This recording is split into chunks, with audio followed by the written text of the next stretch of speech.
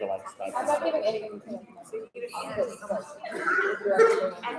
And if they, But then I looked at it and it was $31 per week. And I was like,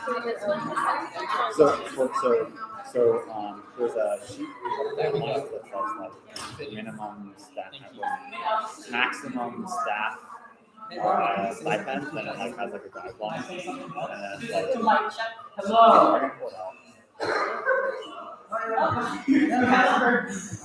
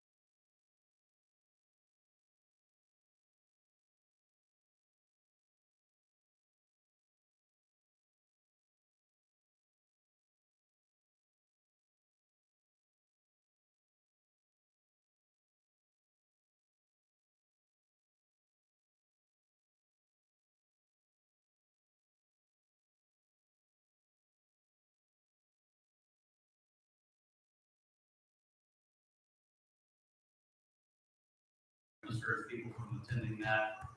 We've had several property damage reports in the past, on people injured, things like that. That's as far as what we've got as events coming up. And some sad news, but good news in many ways. We are rotating our lieutenants, and so I will be moving out of my position as the Police Community Services Lieutenant. So February 4th will be my last USAC meeting with you. And I will be introducing the lieutenant who will be taking over the role from me. So I've enjoyed working with all of you throughout the years.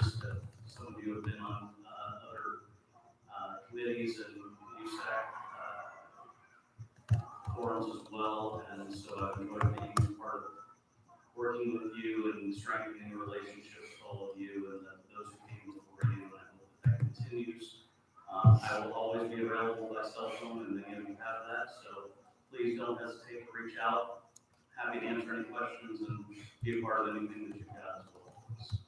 Thank you, Kevin. I know I appreciate you coming and updating council for the last 2 years. Other questions?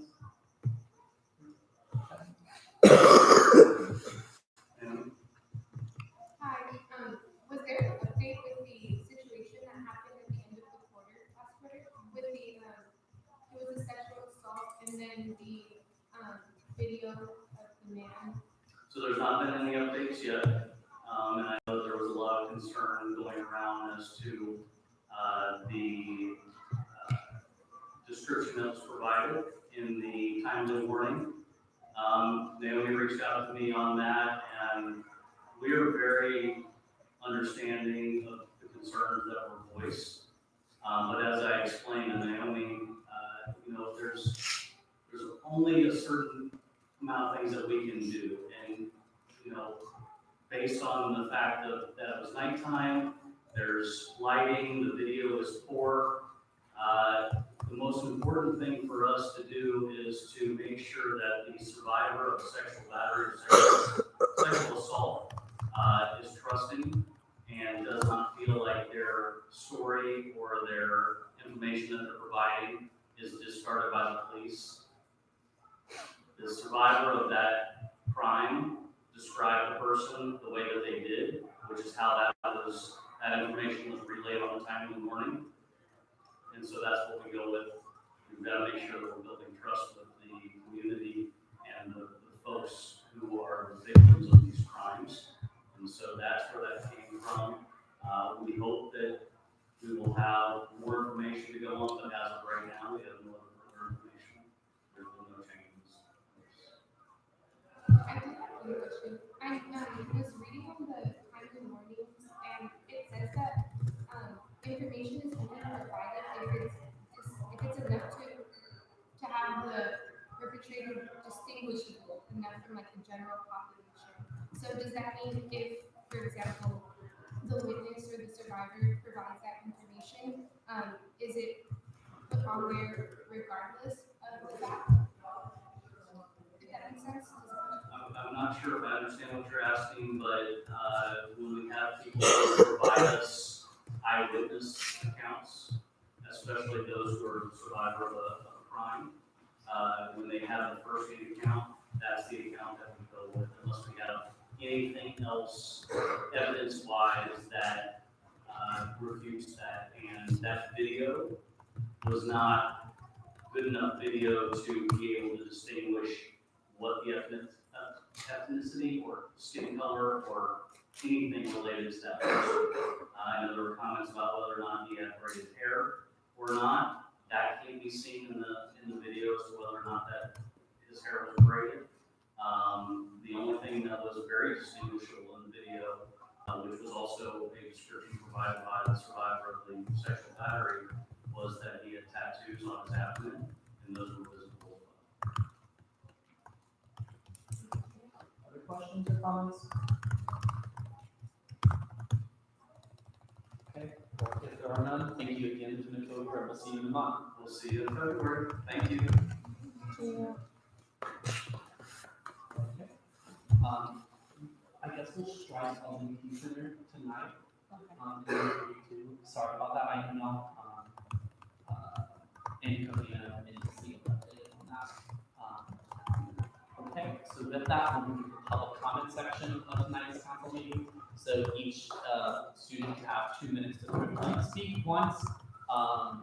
We're going to move into 3 different rounds, which is no audio, no video, audio, no video, and then audio and video. Please be respectful of this time. With that, we'll start. Just raise your hand if you want to speak. So front row.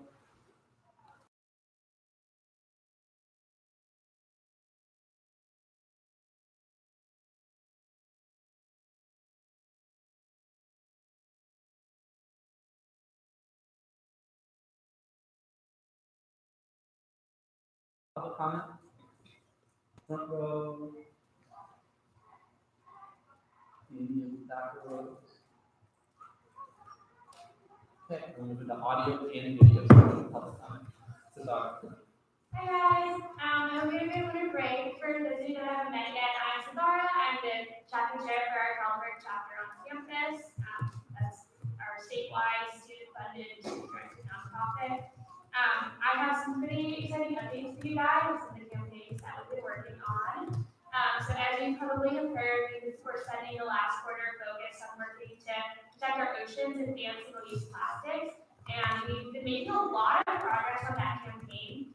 So we were able to work with the UC system-wide working group for the Zero Waste Commitment on bringing forward a really strong policy addressing single-use plastics that's actually getting voted on during this month. So on January 31st, the UC system-wide sustainability steering committee is actually going to vote on this policy, which we're pretty optimistic about. We've been able to build up a lot of support on this across our campuses. And we also are going to be working with UCLA's sustainability office to announce a new policy affecting our campus, addressing single-use plastics as well. So we'll be announcing that with the sustainability team coming out during week 3. So I'm pretty excited about that as well. We're going to be seeing some hopefully pretty strong action to help protect our oceans. So I just wanted to thank all of you guys for helping us with that, for passing your resolution in support of that. All of you who have helped support that campaign has really helped us a lot. We're going to be moving forward with this momentum, trying to get LA County to pass an ordinance banning single-use plastics across our county, as well as working on some statewide bills that are in the legislation, SB 54 and AB 1080. And we're also going to be continuing our work to fight food insecurity, working to get zero hunger on our campus, as well as our work to make textbooks more affordable by promoting open textbook options. Of course, we're going to be working this quarter to get out the vote for the primaries and register students to vote for our upcoming primary elections as well. Yeah, I'm just seeing what you guys help us this quarter too.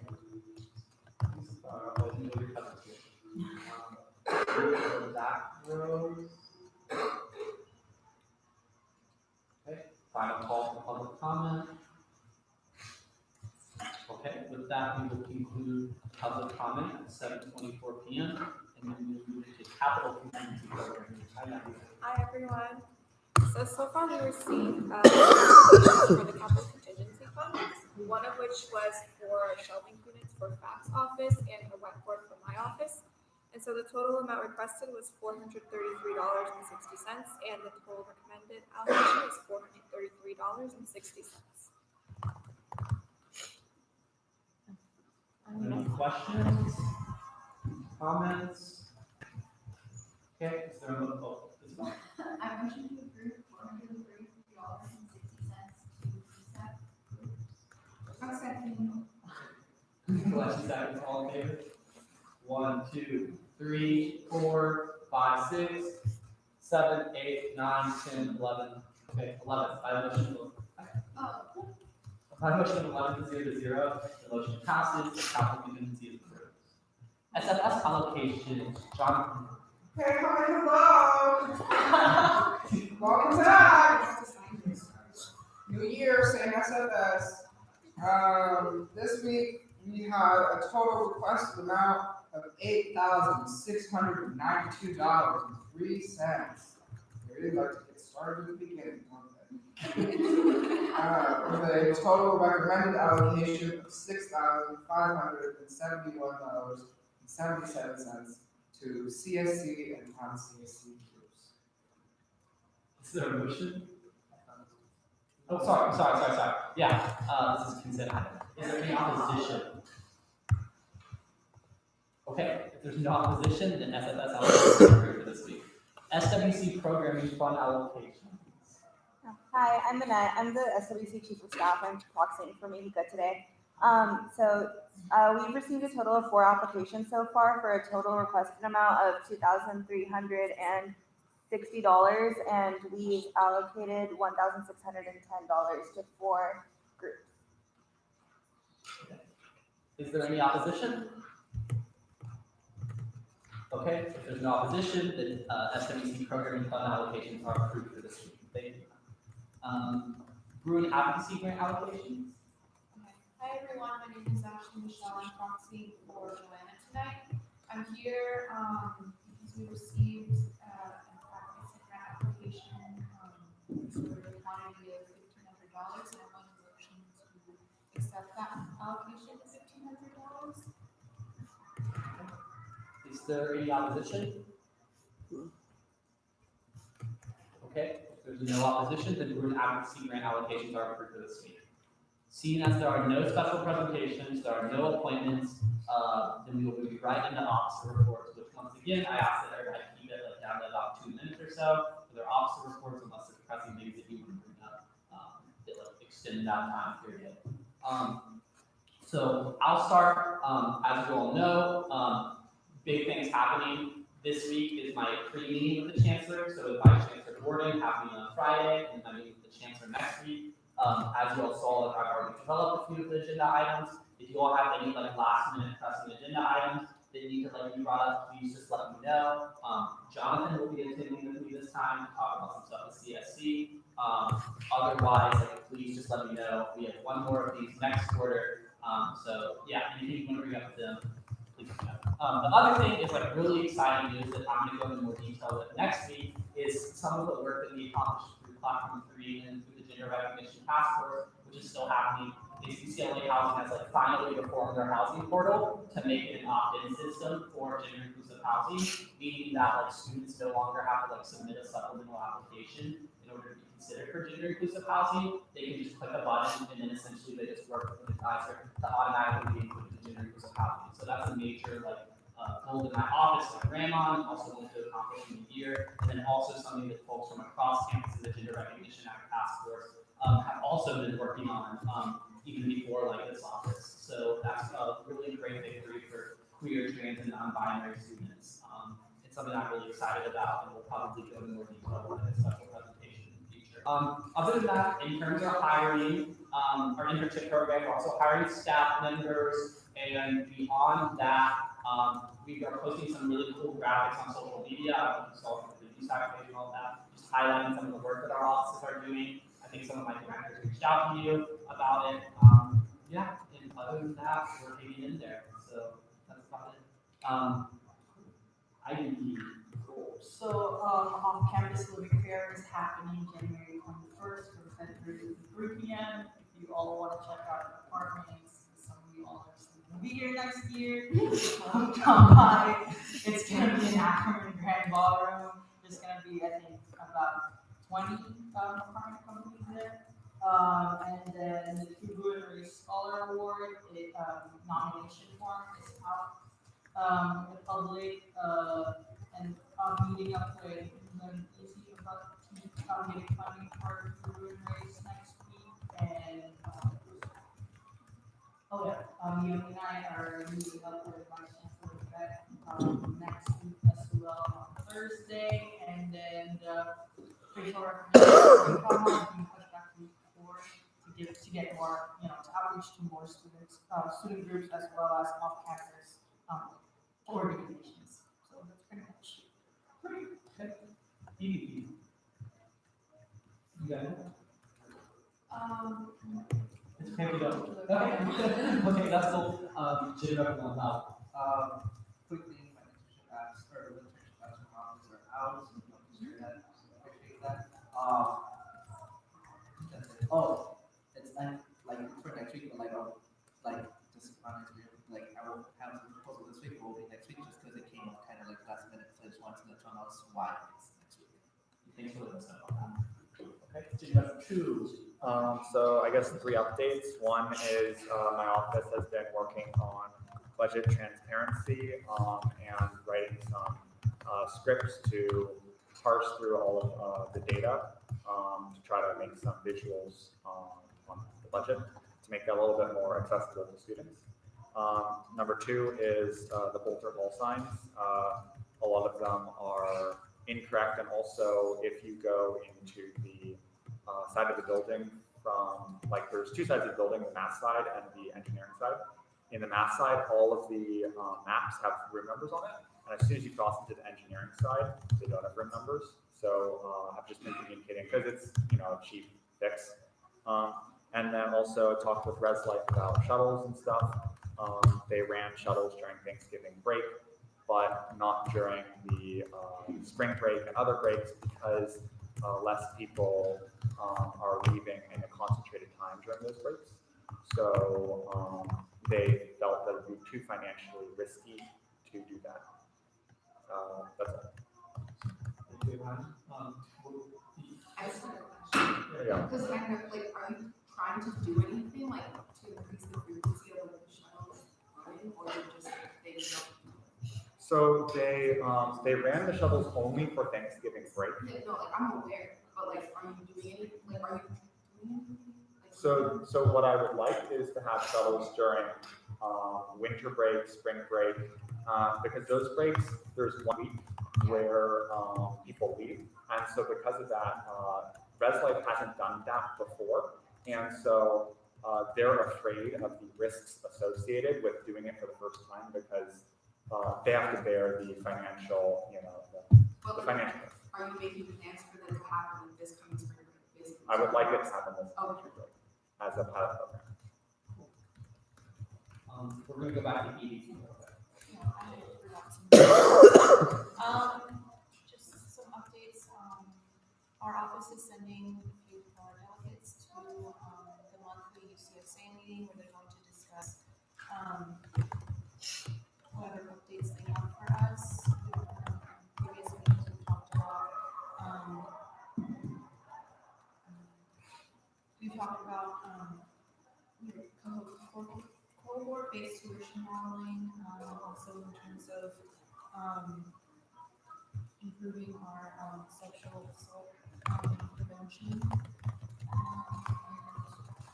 also talked about the election of the next UC president.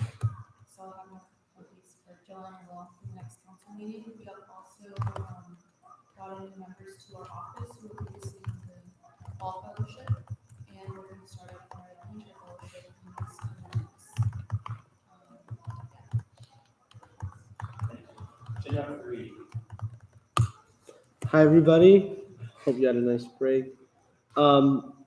So the big thing from our office is that the Bruin Policy Center has been working on the several election code changes.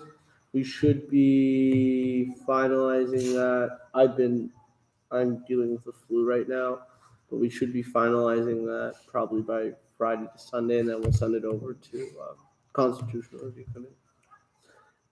We also have a Wintern application out at the moment that closes in a couple days. Yeah, thank you. AAC.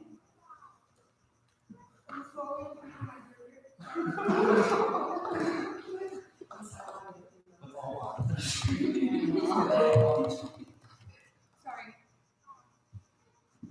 Okay, so AAC, we released our quarter report, just like everybody else did, is on our website. We also revamped our website, but I'm like, I just want you to look at it because I did it, and I'm just so proud of the work that I've done with the website. It's called USAC Academic Affairs Commission.com. It's really long, it's, you know, but whatever. The AAC internship application is also live now too. Our applicant program is also live as adding to its supplies right now. And then Books for Bruins is also live, but it's closing tonight. And we honestly we're gonna keep it up until Friday, but there's just like way too many people applying now, and we don't have money for it. And even if I was to like ask for more money in surplus, it's just right? So we're going to cut it and try to find more resources in addition to surplus, as y'all will see later on during the presentation. But yeah, we're just really happy with all the applicants, and people are really showing tremendous need. And it's an issue that my office is also going to be really trying to work with the academic senate for too, and seeing what we can do there.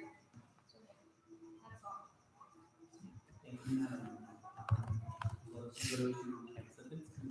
Okay, so I'm gonna keep it short to somewhat close events. The only thing that's like very immediate right now is next Tuesday in Cook-Off Friends 1 at 7 p.m. We have Dijon for a concert, and on February 6th we're having Campus Movie Fest, which we do every year. In the past it's been in fall. This year, because of the organization that helps plan it for us, we moved it to Winter Quarter. That's traditionally in the Kirchhoff Art Gallery, where they like communicate and have different info sessions and stuff. So I know my festivals director Ashley put in applications to CAC, to Clutchy. I know like you're probably super busy coming back break, so I just thought I'd give you the heads up that those were there. I think my reservation is already today. What? Like my reservation is today. Okay, then maybe she might have received the information today, because I just talked to her yesterday. I'll follow up with her. But other than that, oh, and then in James Bridges Theater on January 27th, we're showing Birds of Prey, and that's all we have confirmed right now. Okay. CAC.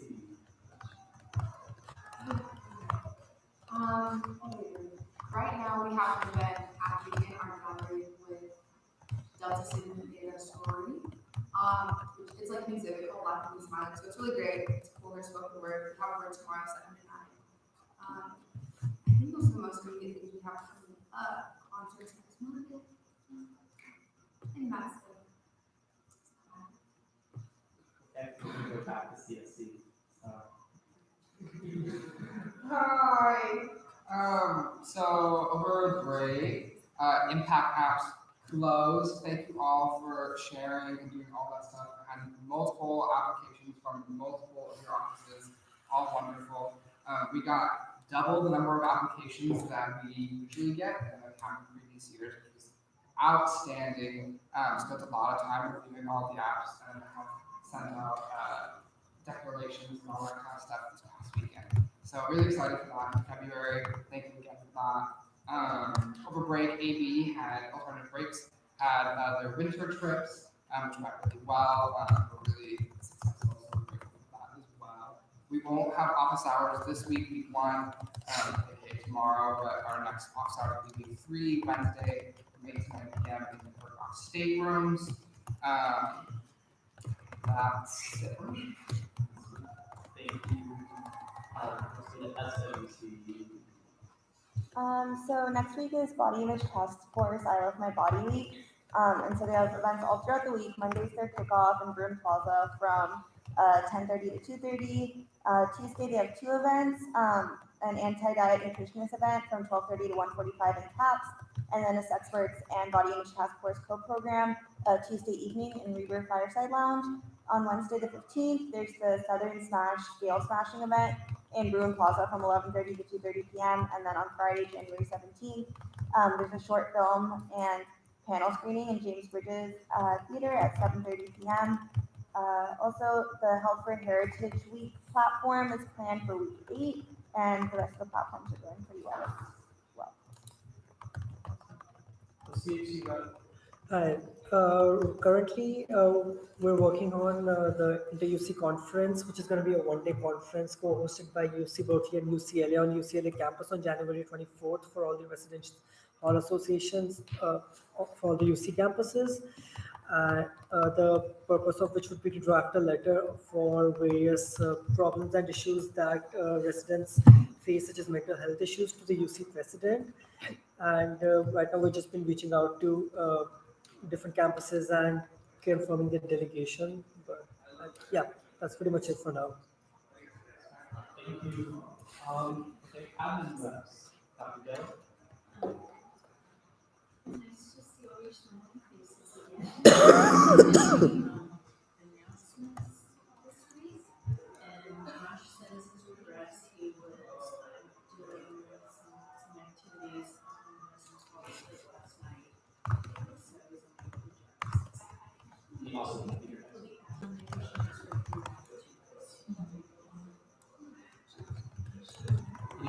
Anything else on your Dr. Joe? Okay.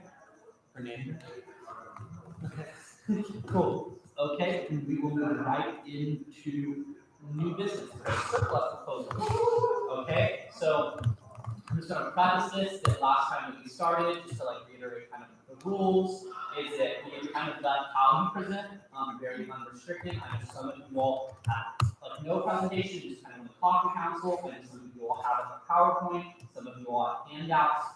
That's all okay. Just remember that we're going to give about 5 minutes to speak and about a 5-minute question and answer. Now, what I suggest that was some council members did last year that I would recommend again this year is maybe keeping notes on your computer, on a piece of paper of the proposal, things you like about it and didn't like about it, and then maybe a recommended allocation. It goes without saying that the reality behind these proposals is that we will likely have to make cuts to some of them.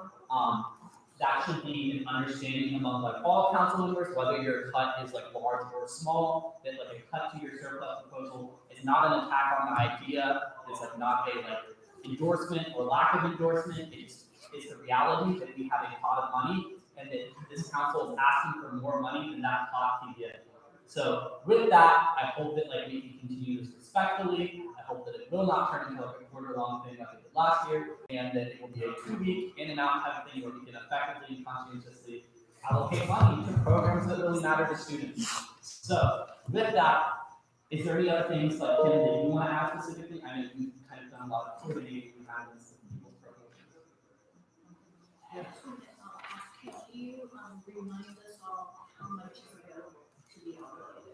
Yeah, $129,000 is the right? Yes. $129,000 is the money that we have to allocate. Because the numbers that you all have asked for have not been sent in, I don't know if we exceeded that amount or not. There's a possibility that we didn't exceed that amount. And if that is true, we can decide if we still think we should cut programs and then give that money somewhere else, or if we should simply fund things. So those are like questions to think about as we go into this. So I highly encourage you all to take notes so that the next week when we deliberate, you all that you all particularly like, that you all maybe you don't want to fully fund or not get funding to, and then we can talk about it and be as efficient as possible during this conversation. So yes, so we will ask questions today. The 5-minute presentation, 5-minute question and answer. Yeah.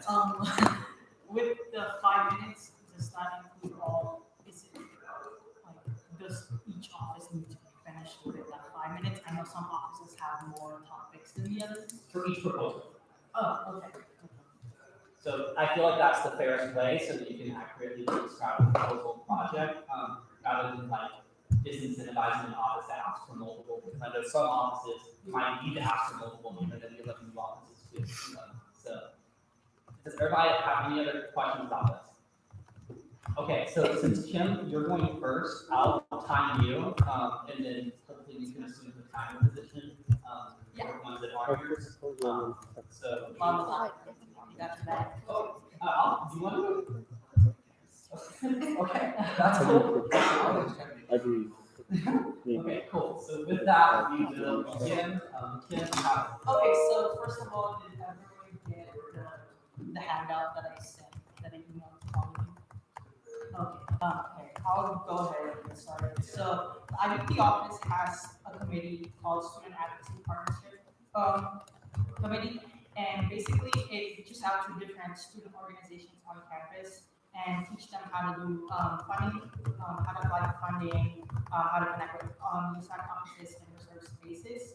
Last year, Fernando and I were the directors of that committee under Robert's office, and we outreached to over 200 student groups and personally met up with 50 of them. There's over 1,000 student groups on campus, and this year, ours is actually one of the directors for that committee, and they reached out to 77 student organizations and have met up with 10 of them, in addition to 4 events that we have planned for this quarter. I'm giving that background because staff is the one that is the committee that launched the IVP Partnership Fund last year, and last year we were able to allocate funds up to $600 to 10 student organizations. That is from the money that we had earned from off-campus living there. Because if you all don't know, each apartment companies pay the IVP office some money in order to table for that event. So last year we were able to get a little bit under $5,000, and we allocated it, and we used that money to allocate it to student organizations. We had over 24 applicants, and we ended up allocating to 10 student organizations. So this year, I wanted to ask council for $15,000 to basically increase the funding pool for the IVP Partnership Fund to basically to become $20,000. Right now, there's currently $4,500 in the pot from the IVP Partnership, from the income that we will be getting from off-campus living there. So what's different about the IVP Partnership Fund is that it's an opportunity for USAC, especially the IVP office, to give support to student organizations. So we provide, logistical support such as publicity, reserving spaces, and any other co-programming opportunities. So I had put in here the last year's application as well as the responses and allocation breakdown. And then I also put the projected timeline that I have for this year. I haven't decided yet, but I might split up the funding cycle into winter quarter and spring quarter. I haven't gotten to that far yet because it's really all contingent to how much money we are going to get. Okay, awesome. Okay, so yeah. I can coming forward to council with your funding guidelines for this fund. If you haven't done that, please do that at upcoming meeting. Yes. Okay, so now we'll start 5-minute question and answer. I'll do so. Thank you. Oh, you don't have to.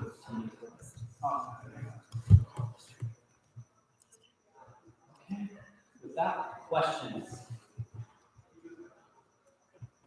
Just out of curiosity, 24 or just out of curiosity, you said 24 orgs applied last year, and I'm anticipating we'll do much better publicity. So considering that so many orgs would apply, how would you decide who to give it to? And yeah, so last year, since it was a very short amount of time, and we hadn't done a lot of publicity for it, it was literally just Fernando and I, deciding. But this time, my team and I are creating a rubric to basically, to make sure that it's neutral and that we are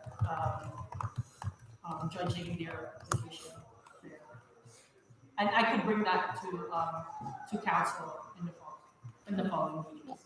yeah, okay. I was just wondering, maybe if some org was unable to secure funding from contingency and other sources, then maybe they could get from your funding source. Do you know what I'm trying to say? Okay, never mind.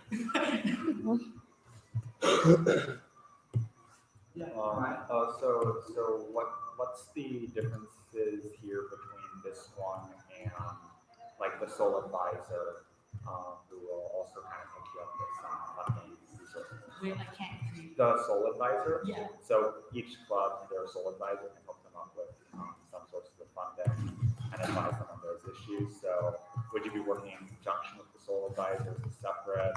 what is the difference? Yes, so SAP is actually being promoted by SOL as well. What do you say? Oh, the committee is being promoted by SOL as well. It's going, so on their newsletter, SAP is going to be on there saying that like we're available to, give some sort of like workshop or support so that we are able to help you out with funding application.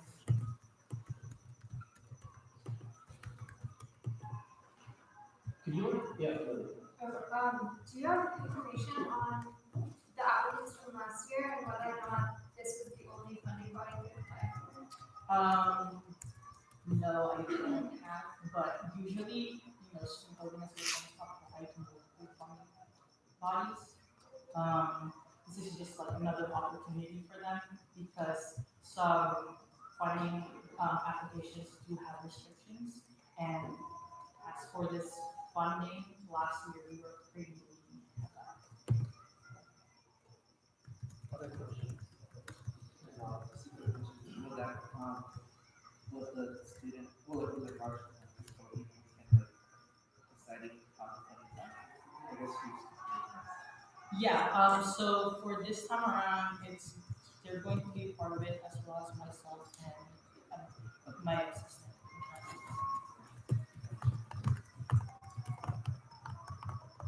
question? So in another meeting that we found that when you don't have a lot of money, right, and you allocate a few $100, that a lot of times they just end up introducing it because it's never the enough that it's too much to have to go through. So do you know like what the follow through was on So since it was them coming to us for the codes, that's how we were able to allocate the money. We were sure that we used all of it. We were actually trying to figure that since it was very late during the spring, it was very stressful to share the information that they're using. Account codes. Yeah, it was an IDP.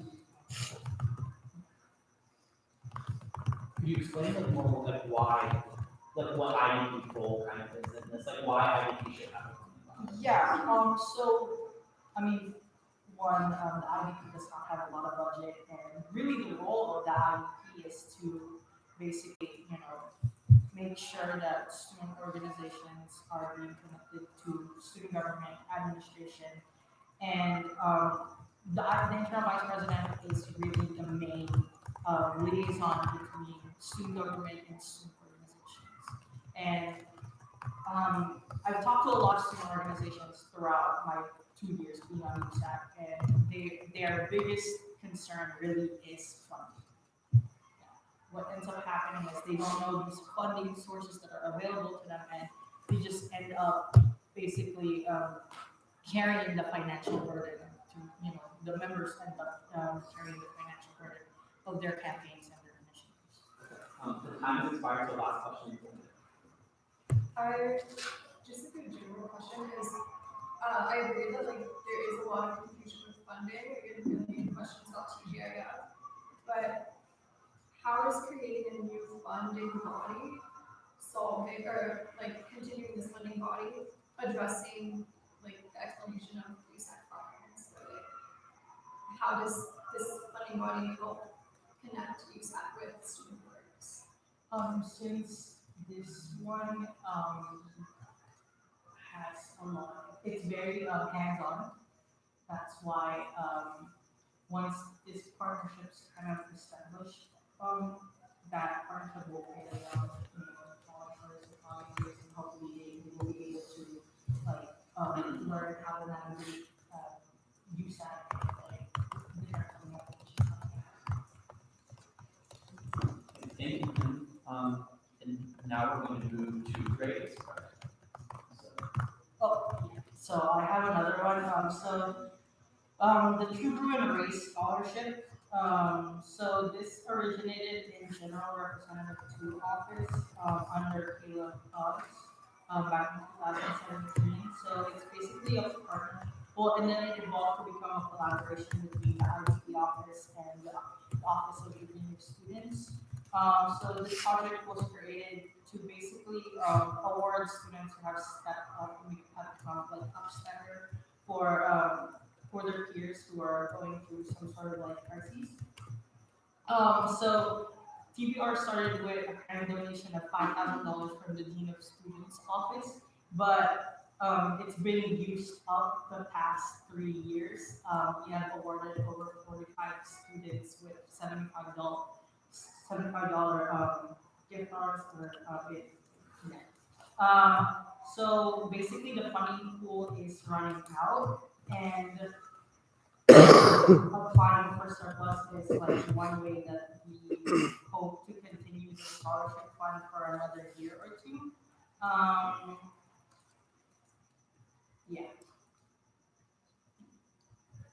Okay. Are there any questions regarding the room raise? You mentioned that you wanted to continue with them for another year or two based on the funding that we're giving now, or Yeah. are requesting funding each additional year? So for this one, it's like, I understand that surplus can only be used for this year, so I'm hoping that, with this funding, it could last for this year, and then we still have a little bit of money left for it to be used for the following. And then I'm also talking to the dean again to possibly, match the surplus funding that I'm hoping to get, so that we're able to add more money to the funding pool and add a couple of years to the scholarship. So this money would leave USAC so that it can be used the next year, or? No. How do you For feel this particular proposal, this one is going to be used for this year. But we have money saved in the already, in TBR's funding pool already that could use the following. So basically, it saves us from not using that money for this year, but for next year. Oh, okay. So the $2,000 we extended for 1 year. Since surplus money has to be used. Okay, so would you use the entire $2,000? How many? Yeah. So like the last year we awarded 24 students, and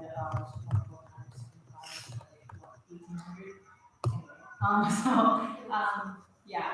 So hopefully with that, with the $2,000, we're able to increase, we're able to award more students. And so far in the 3 days that we have promoted the application, is already 20 students. Is this like a scholarship that you want to pay for? Yeah, so basically you're nominate anyone that you thought, have helped you before, or something that, a person that has become a first timer, and then $75 would be transferred to your Bruin account, and then you could use it basically at the afternoon or anywhere on campus. Oh, you can transfer to your group? Yeah, you can transfer to your $75. Just for clarification, this isn't actually a scholarship. Okay, it's an award. It would be financial aid and could take away other. It's an award. This is an award that any student who provides direct service to another student is eligible for. And it can be some nomination or nomination by the person who they Yes, it is an award. I just call it scholarship because it sounds better. It's an award. For the people who are watching in the room. You sat live. Other questions? Okay. There's no other questions on this. Then thank you, we'll close it. Okay, we're going to move into the next one, which is Office of President Office Pay. I'm going to keep mine really short because I have a script I'm going to read basically that time. So I'm asking for $4,000 to come in office staff this quarter. Proposals for pay will be based off the rest of the quarter and how work is accomplished. There's two possibilities of how this will be done based off my experience last year and then what I think is going to happen this year.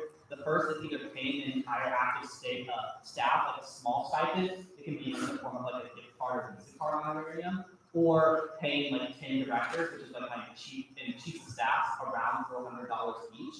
And just like some examples of work that like I think should be compensated from the office, and I know this is like highlighted from other offices that asked for office pay, was like people like Catherine Shin who worked on Slack, which took like months to plan and coordinate, of like reaching out to schools across California, scheduling transportation and meals, and scheduling them in itself. Jonathan and Joshua, who've done really valuable work with like the school supplies, affordability, and then also like basic needs committee transparency. And then also, you know, like the entire committee we had that essentially devoted themselves to like running this past election for fall quarter, you know, without any compensation. So I feel like there's a lot of work that really like it deserves recognition, but also some sort of pay. I'll note that like although my office is equivalent in size to other offices that have already received staff funding from surplus, I'm asking for significantly less than like any of the previous offices that have received surplus money. So I just like want to make sure that like I'm not being excessive with this, and want to make sure I'm asking for like a fair amount, especially keeping in mind that I already took surplus for our school supply initiative.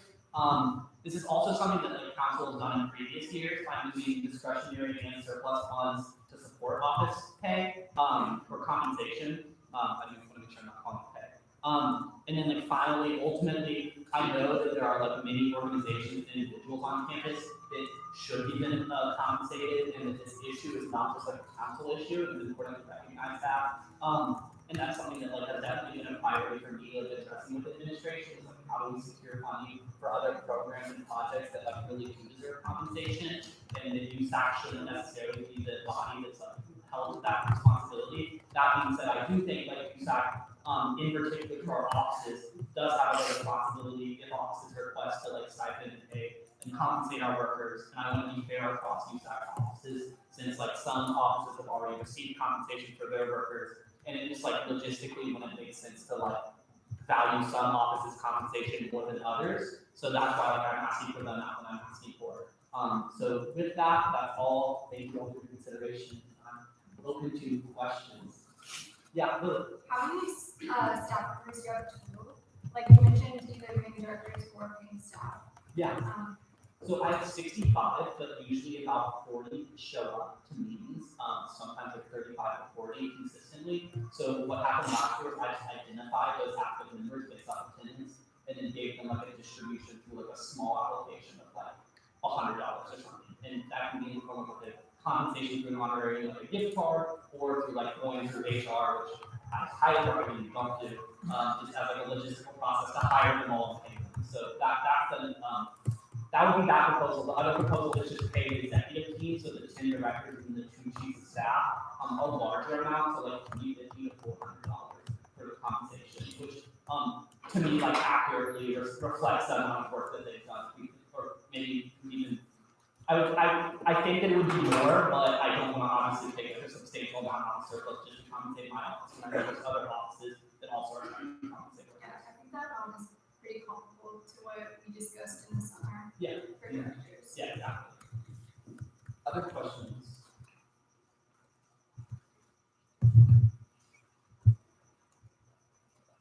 Anything? Oh.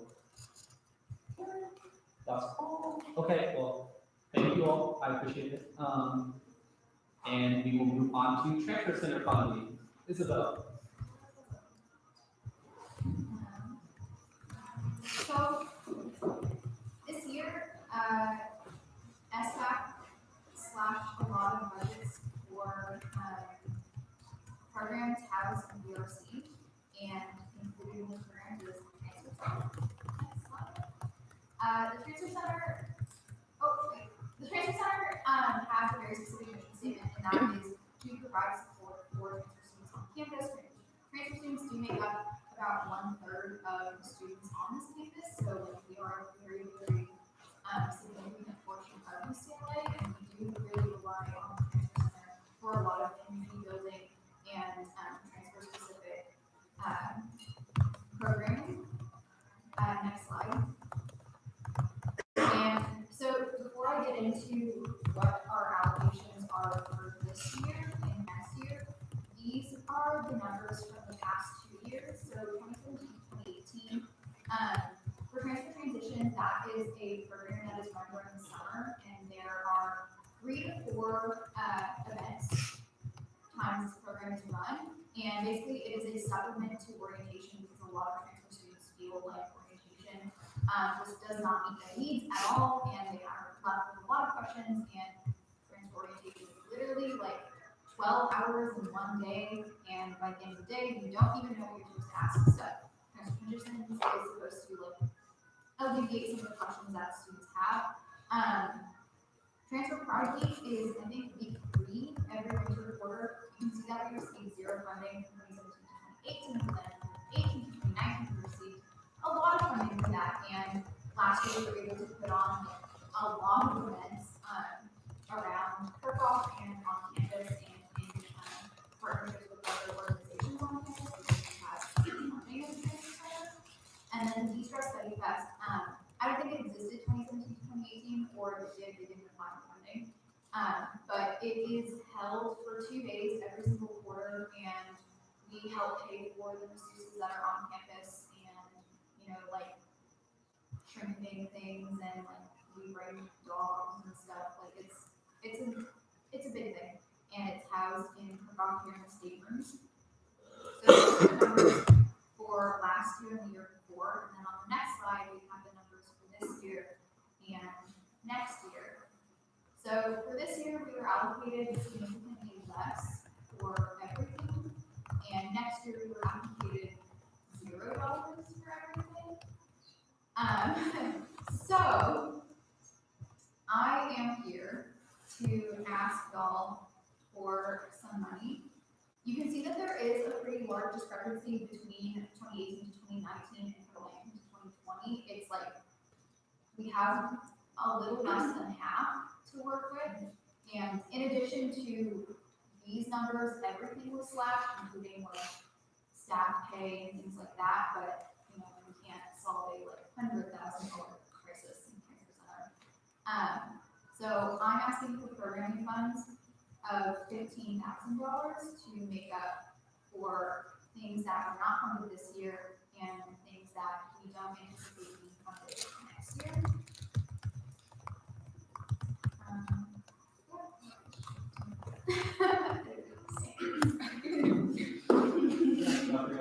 Is the plan to take money out of these and give it to the transfer center? Okay, yeah, questions?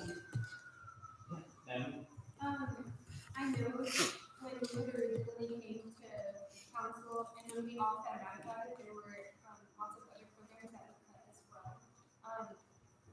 I just have to ask, what about those other programs? Because I know like the undocumented student programs also have under that, under the GRC too, so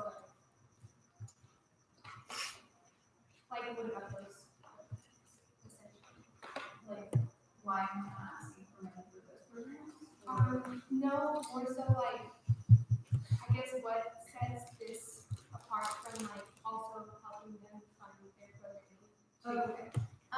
From my understanding, because I haven't been able to look at the budgets of all of the DRC programs that I know of, the ones that have let me look at their budgets, a lot of the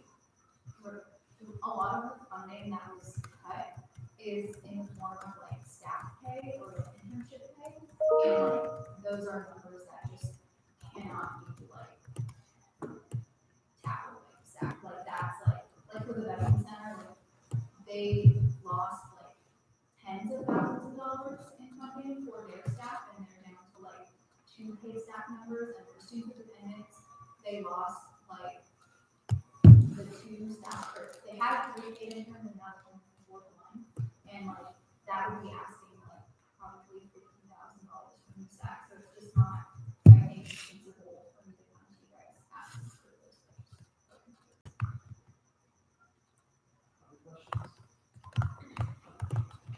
Can you go back to the slides that showed what you had in your slide? Yeah.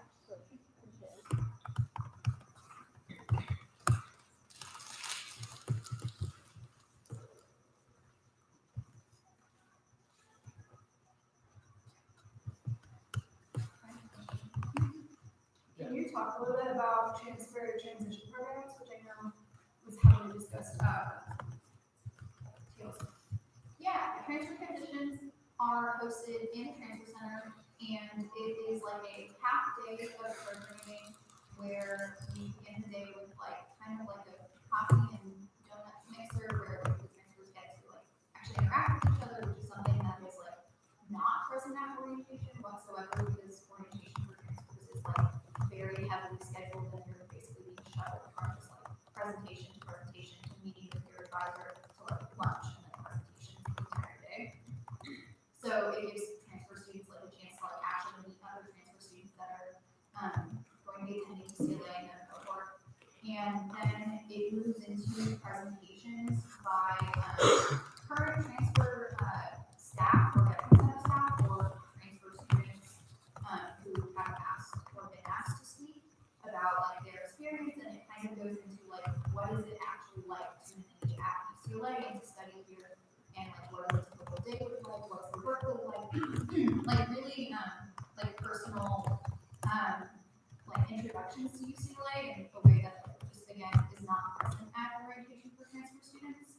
And then we also have academic advisors present who will have one-on-one meetings with all the students who attended, should they want a one-on-one meeting with an academic advisor. And that's again just something that is like not really present at orientation. You meet with your NSA, but sometimes NSAs are not effective as much as they are trained, and being able to meet with an academic advisor who is going to help you on your accelerated path for UCLA is really, really valuable.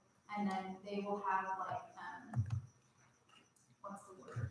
Like breakout sessions about research or internships or housing or anything else that you have students. I'm going to ask a question real quick. So, and maybe Dr. Bauer can answer this, is so this problem of SBAC and like underfunding or a lack of funding from SBAC. I was wondering, maybe towards Dr. Geller, is why is SBAC underfunded? And then isn't this, and then maybe to Isabel and Dr. Geller, or one of you, isn't this more of something that like should be an advocacy to increase SBAC funding across it? And I know the statewide thing as well with all the UCs. Shouldn't our focus also be directed there so that programs like this don't have to be consistently funded by our government? So, how SBAC gets its funds and how it spends it are two different issues. How they get their funds, a portion of the tuition and fees that each student pays are designated as student service fees. It's a very small percentage of what you pay. Most of what you pay is considered tuition and goes to the academic program. But a small portion is called student service fees. Some of that makes up the permanent budgets of all student affairs students. A portion that has not been allocated on a permanent basis to provide ongoing student services comes to SBAC, and each year the committee, which is the student majority committee, decides what its priorities are and how to allocate those funds. The only way to increase the amount of money is to raise student fees. So I can't suggest you advocate for that. I'm not going to tell you not to, but that's a decision that you as the students would have to make. Because it is the only way to increase the school that SBAC has, is to raise the fees that students pay. Last time fees were raised, they only raised the tuition part, not the student service fee portion. So the amount that's there is a set amount. We're not expecting to increase our undergraduate enrollment. So if we don't increase enrollment, we don't have more people paying in, and therefore the only way to increase the amount is if the amount each person pays is more. So they have a fixed amount. The second part is what they do with it. And each year, there's a different constitution of the committee. There are at least 2 new undergrads, 2 new grads rotating on, and 2 rotating off each year. They come with different priorities, different perspectives. Some years, the committee approaches its work from the perspective that they want to give as much as possible. And so they give out everything that's in their pot, which means there's nothing left for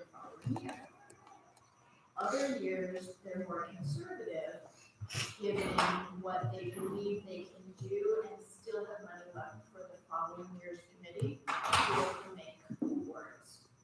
So if we go back 2 years ago, the committee that was in place in 17-18 only did one thing. Historically, SBAC has given organizations 2-year commitments so that they could do planning. So that they would know not only that I can run a program this year, but I can count on it being there next year and plan this year for continuity's sake. The 17-18 committee decided to take all the available money and allocate it in 18-19, giving essentially twice as much for 18-19 as had been in the past, and nothing for 19-20. Last year's committee then had to come in and they did 2 years funding, but they allocated about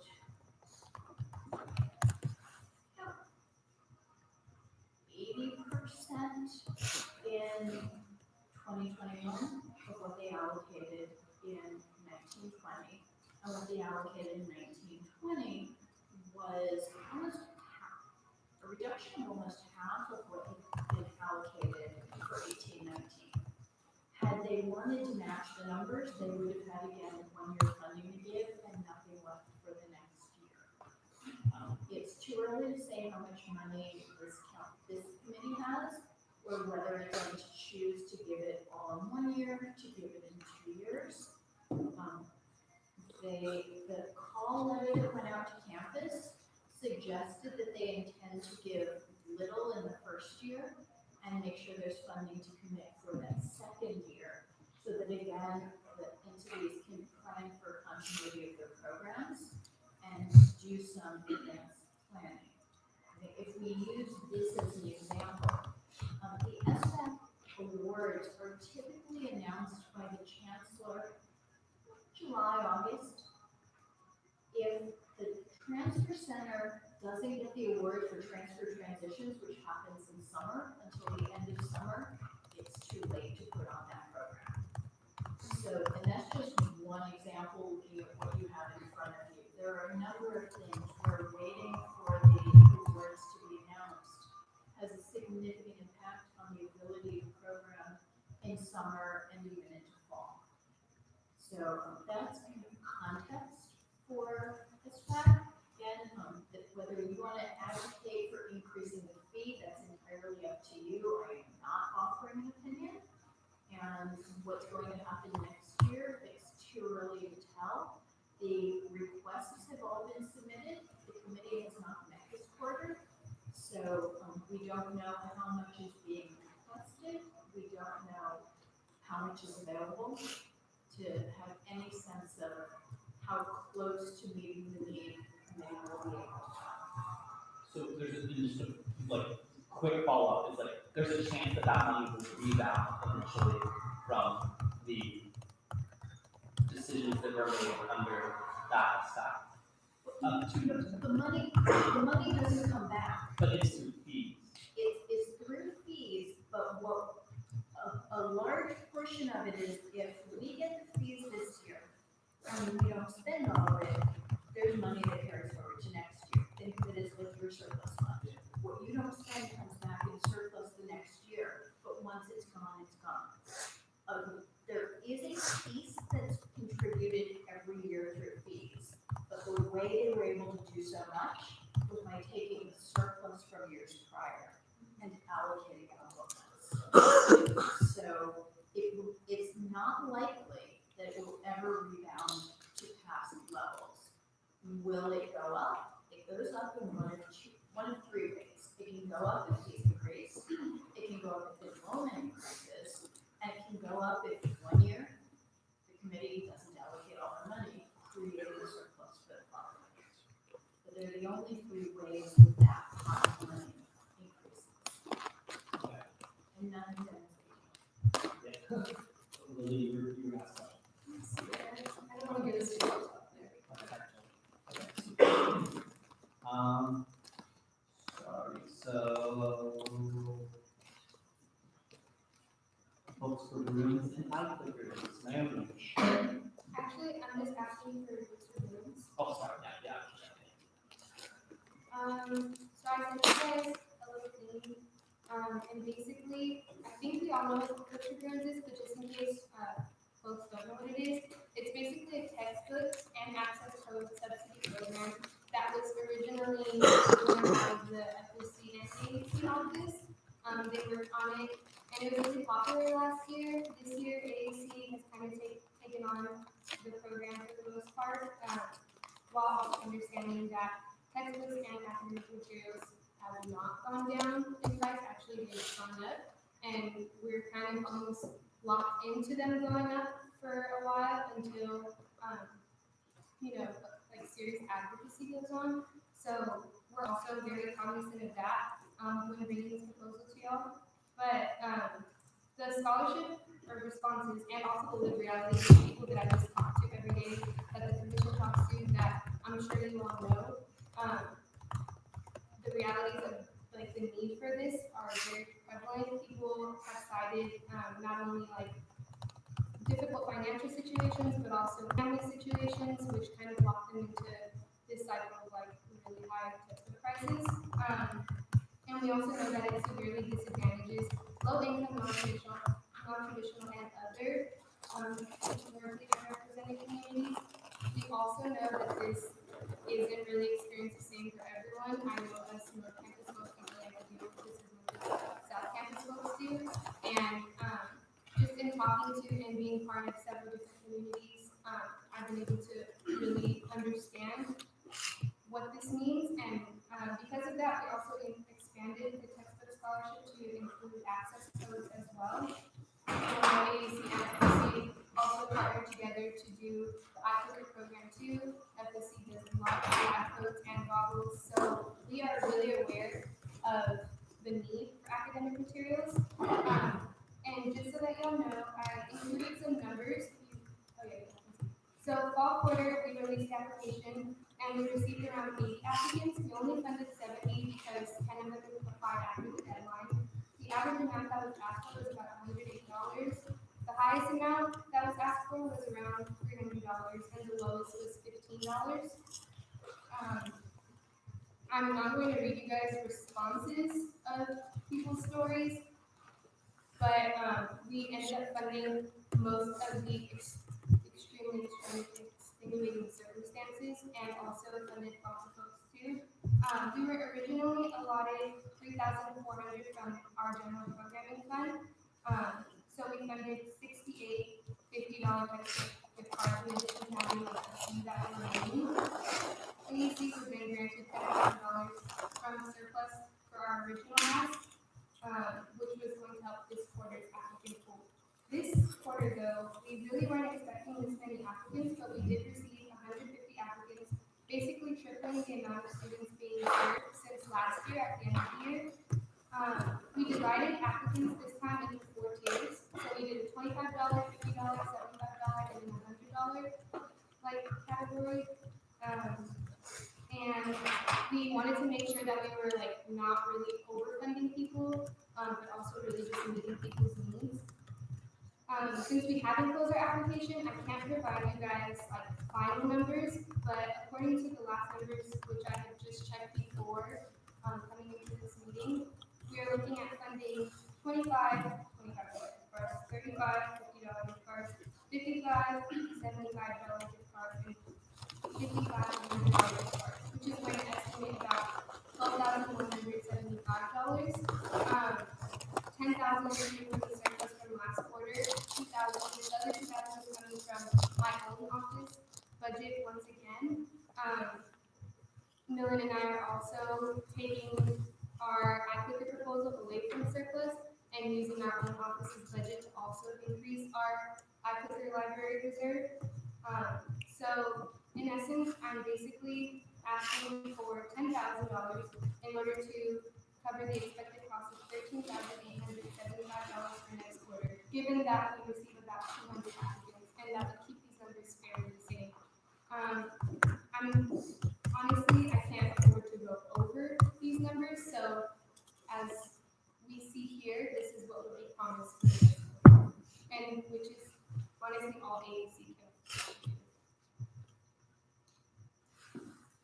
we are also looking into other funding, like pools too, but since they're not guaranteed yet, we are making the request to make sure that this is an initiative that goes directly to students. We directly see the benefits of the money, and we just want to make sure that it's something that is being tackled, because we know it's a band-aid solution, like lots of other solutions, but while we do the real work on the floor, we want to make sure that people aren't, having to sacrifice paying their rent or having to sacrifice meals. Other questions? I just want to shout out first graders.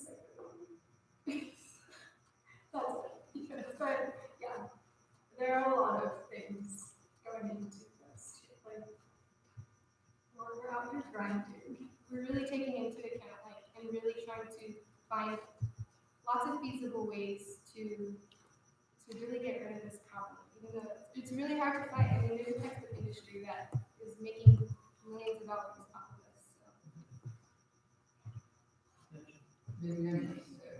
What are you looking at, like, long-term sustainable housing solutions for this program? We're looking at possibly redirecting some of our internal funding and kind of making that like its own funding body, just so that every year we kind of know that DAC does this. Dylan and I even talked about redirecting and to ensure that the iFilters stay internal, because I know that last year they were given out to the library, and because of that and also just because there was no internal structure of how to keep them, we ran out, and now we're down to 20 when there used to be 100 of them. So we are trying to make sure that institutionally these changes are reflected, but I am still looking at further funding bodies. And not even necessarily funding bodies, we're just probably looking for departments that you see, maybe the dean's office, to help us out. With the I think we should talk later about why that decision was made last year. Exactly. I would love to provide an insight on that. Other questions, comments? I would love to be able to collaborate with GCGP at some point too, because a lot of students go in there asking for it. We don't provide anything, so there's a space cut out that you all want to advertise at AAC, and I've talked to Dylan about this too. It's like a space that's cut out in there for this. You all can publicize your office and that work, and then also provide the resources there too. So. I even think we talked about expanding our textbook library too, which we were thinking about. Yeah, definitely.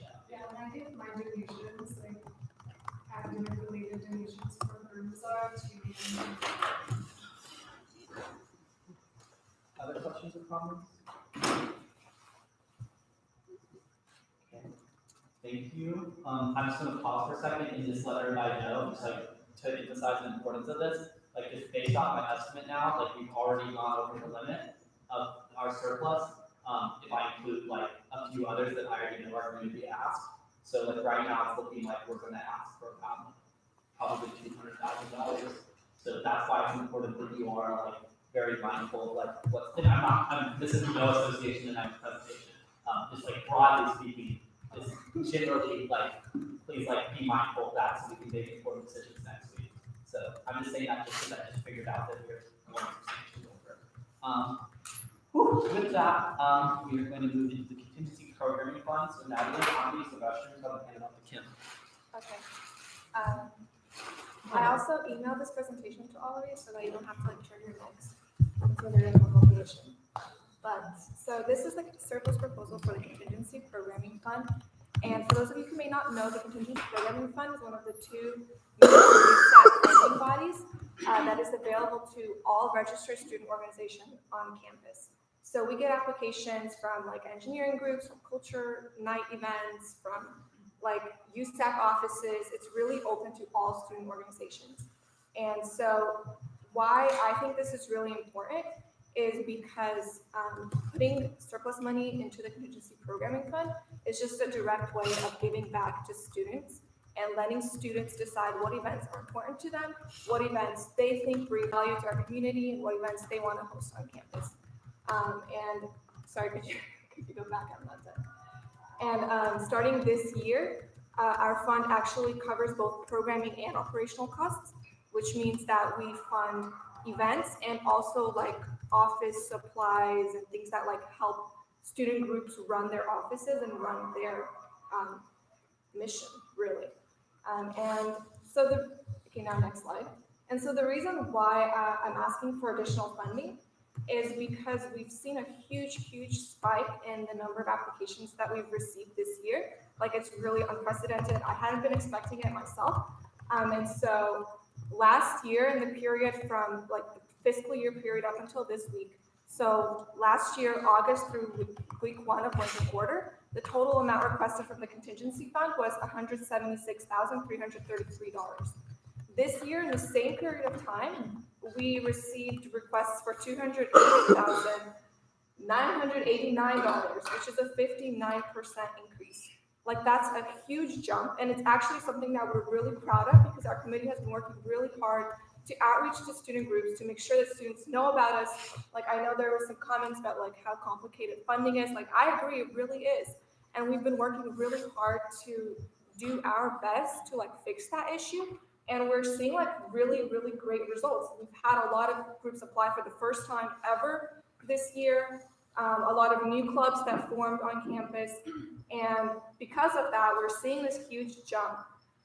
However, our budget did not increase to match that at all. If you could go to the next slide. So our budget last year was $379,521. This year is only $382,588. That's less than a 1% increase. So we have a 59% increase in what's requested, and we have less than a 1% increase in our budget. That puts us in a very bad spot. In addition, it's something that I didn't expect. Like there was no way that I could have anticipated this. So I was basing my allocations so far on our previous year's budget. I actually have some handouts here if you guys want to see like really specific comparison of the past 2 years. I could like pass them around if you're interested to take a look. But like basing my allocations off of the previous year, I've been allocating approximately like 60% on average. That is very unsustainable given like where we're at right now. And so that is really why we need the increased money. So if you go to the next slide, given our current budget, and if we assume that a 50% increase continues, which is a very conservative assumption because so far we're seeing 59%, I brought that down to 50%. Assuming 50% continues, with our current budget, we are only able to fund 35% of what is requested. Last year we funded 57%, and that was low, and we had student groups emailing us and asking like, you know, please, our event is falling through. Is there any way we can get additional money? This year it's going to be 35%, and like just to clarify, I'm not asking this for my office. I'm not asking this like I really don't benefit from this at all. It's really just going back to student groups. It's money that's available to any registered student organization. And like for me, seeing the increase, like seeing the huge like progress that we've made in helping students know about available funds and helping them apply and like working on accessibility and all of that, it's just really sad to come to a place where we have all the students applying, but we just don't have the money to meet those needs and those requests. And so what I'm asking for is $56,726.87. I included the little calculation of how I came up with that number below, but really this puts us at 40%. So instead of funding 35%, we're going to be able to fund 30%, assuming the 50% increase continues. So it's not great. I could use a lot more. This is really the bare minimum that I could ask for. Like I'm not overshooting that at all. Yeah, if there's extra money, I would be very grateful for that. But yeah, thank you all so much for listening and for your consideration. 5-minute question and answer. Questions? Yeah. Is this in addition to the surplus that already was transferred? Right, yeah. So the budget number that I included for this year, that includes the surplus. Where does like the current budget that you have come from? So if you could go to the budget slide. Yeah, that shows exactly where it comes from. It comes from fees. So in previous years, we used to get 10% from the membership fee, but starting last year, they cut that and used that to pay for overhead and like SGOF. So we don't receive that anymore. So that's been a significant hit. The rest comes from the wellness fee and the surplus.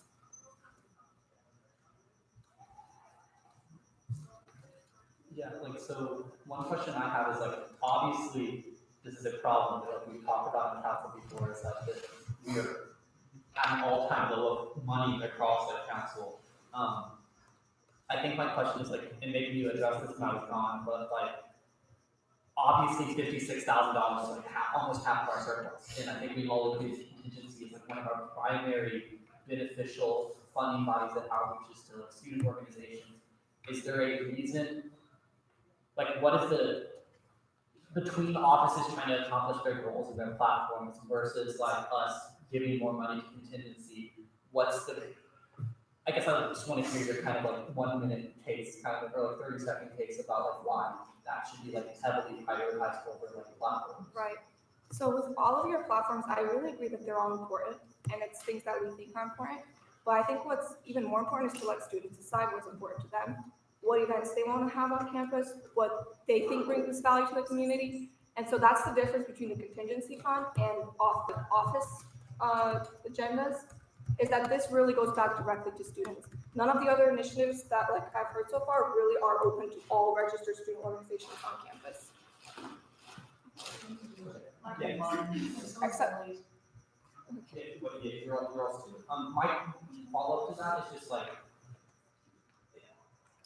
is this and this isn't to say yes or no to this, it's just going forward, your opinion is like, this obviously isn't a sustainable way to like fund this in the future, this problem will get worse in the future, so do you have a suggestion moving forward when we're all gone from here, for like future council members, like how do we solve this problem?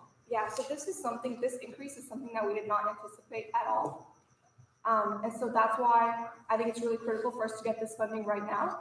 Next year, I'm sure next year's committee, like we've already been talking about it, they're going to be voting for a more long-term solution. We're still thinking about different options, so I'm not ready to speak on what I would suggest yet. Okay. But it is something that we're thinking about, something that we discussed at our meeting today. Like that would have to be for next year though, because at this point we can't like make any like long-term budget changes. Yeah. Okay, Lily, and then Isabel. Actually, it's both. Okay, Isabel. So an increase in the 50% increase in monetary applications, is it the same groups asking for more money, or is it many more groups asking, which is increasing?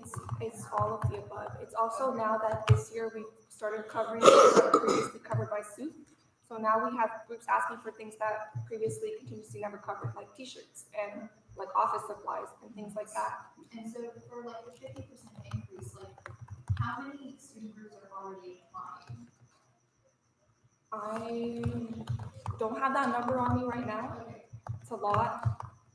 Is there like enough student groups to say that there is going to be like another 50% increase? Because like if more student groups apply right now, there's a 59% increase, and then like there's a projected 50% more increase. Like is there enough student groups to say like 50% more student groups that haven't been applying are now going to start applying? So just to clarify, the 50% increase, it's over this time period that we've had so far. So when I say that I assume it continues, it's that I don't mean another 50%. I'm just saying that as the time continues, each week we're getting 50% more than the week before. So just like, does that make sense? I think like if you look at this, it will kind of make more sense because you can kind of see what was requested each week of like the previous quarter compared to now. So just assuming that from the total amount that was requested at the end of last year, 50% more is requested at the end of this year. Like that's kind of what I'm assuming. Other questions? I know Kim was talking about something similar to this. Do you see like a way of you working together, maybe? I mean, that's something we can kind of like talk about. I would be open to discussion. If maybe Kim and Nadia can work together, because like from what I'm seeing here, it looks like both are kind of doing things for funding student groups, and Kim is more focused on like providing like support for these groups that are looking for funding. And so if we could maybe combine these two, then I don't know about actually combining them, but definitely working together where like there's some support going to contingency that like needs assistance in programming or something, like directing them to IDP or vice versa. If there's support that just needs money, so we need help. Yeah, I mean, that's what Sparsh Committee already does. Yeah. I'll also just add that TGIF is branching out into programming. Something Jessica and I have been focusing on is tagging for food that is sustainable, tagging for guest speakers or conferences or screenings. We are also trying outreach to student boards that want to be sustainable. So TGIF is massive right now. We have a lot of funding, and that is a really good source of programming funding that students just don't know about. When can you start? We proposed the changes week 1 of fall quarter, I think. You all should have the guidelines and your emails are in minutes, but we made very clear changes to incorporate more programming and more feasibility for students. What's our time? Okay, sorry. I know this is like this is a big and like ongoing discussion with contingency that does not end here, and then like definitely needs to be solved another way. Or else this will just continue to get worse and worse and worse. So that's a discussion we should have separately too, but also like think conscientiously about as we go in the surplus on how to like solve that problem this year and come up with like a more long-term solution next year as well. So thank you, Nadia. With that, we'll go on to Christy in BOD. Hi. I'm here again, on the next presentation. Yeah, so I don't have a presentation or document to share right now, because it's like last minute for me, so I can build a full entire document. But I do have some like, the allocations that we've had for past years. And so in case you don't know, BOD or USA Programming Fund is known as Board of Directors, Undergraduate Student Association Programming Fund. So basically, we provide assistance for organizations, campus programs, and it's like more on a larger scale. So as you know, it's like spring quarter is like one of our biggest funds that students apply for. For instance, there's admit weekend, there's graduation, there's cultural night. So it's like one of the most like allocations that we have to give to student organization. So most of these events are more like cultural, educational, on campus. And as you know, these facilities are very expensive, especially students want to do employees. And so our next hearing is on week 7, so that will be our last round of funding. And so for the past like 3 years, the allocation has been for 2016-17, it was $257,000. 2017-2018 was $310,000. 2018 and 2019 was $310,000. This year is $360,000. But that number may seem really big, but if you think about it, there's like 60 to 100 organizations that apply, but the total that students request for is like over like $900,000. And you have to distribute that number within every quarter. So we're only going to allocate about like $150,000 for spring quarter, and that's barely enough because once we allocate the number, they only get 20% of the fund. And so once they get their allocation, that's what they apply for, like maybe $40,000. They only get like $5,000, and it's barely enough to cover the expenses. And so that's where students at the end of the year, they have a problem where they don't have enough funds to pay off all of those costs. And so I'm here requesting for at least $25,000 or $30,000 for student organization for spring quarter. This is our most questions? No? Oh, yeah. I thought that the admin agents were being covered by the system this year. I don't think so. No, I thought Admin agents are not fully covered by it. administrative, right? Wait, can you say that? Admin agents are not fully covered by administration. Oh, okay. Okay, like, as in like transportation, honorariums and everything. Yeah, they were given some premium. Okay, because then, because what we cover is like honorariums, transportation, there's like a lot more under it. So most times student organizations come because they don't have enough funds. And I want to add to the point that, student organizations that don't have enough work from us, they do apply for contingency as backup, but that's still not enough, so. So just to be clear, and it's okay if you don't have a good answer to this, but like because that's covered, does that in any way recalculate its amount? It's okay if it doesn't, I'm just like asking, does it recalculate its amount that you're like asking for necessarily? Not as much, Okay. because the most, like, the more expensive one is like graduation and closing nights, because we think about Royce Hall and, facilities and. Okay, and sorry, is it okay if you give us like a specific, you said 25 to 30K, is it okay if you give us like a specific number? Yeah. Yeah, it's 30 now. Yeah. Sorry. No, you're good, you're good, you're good. 30. Yeah, Isabel. I think I don't quite understand exactly what DOT is and like why someone would apply to DOT as opposed to.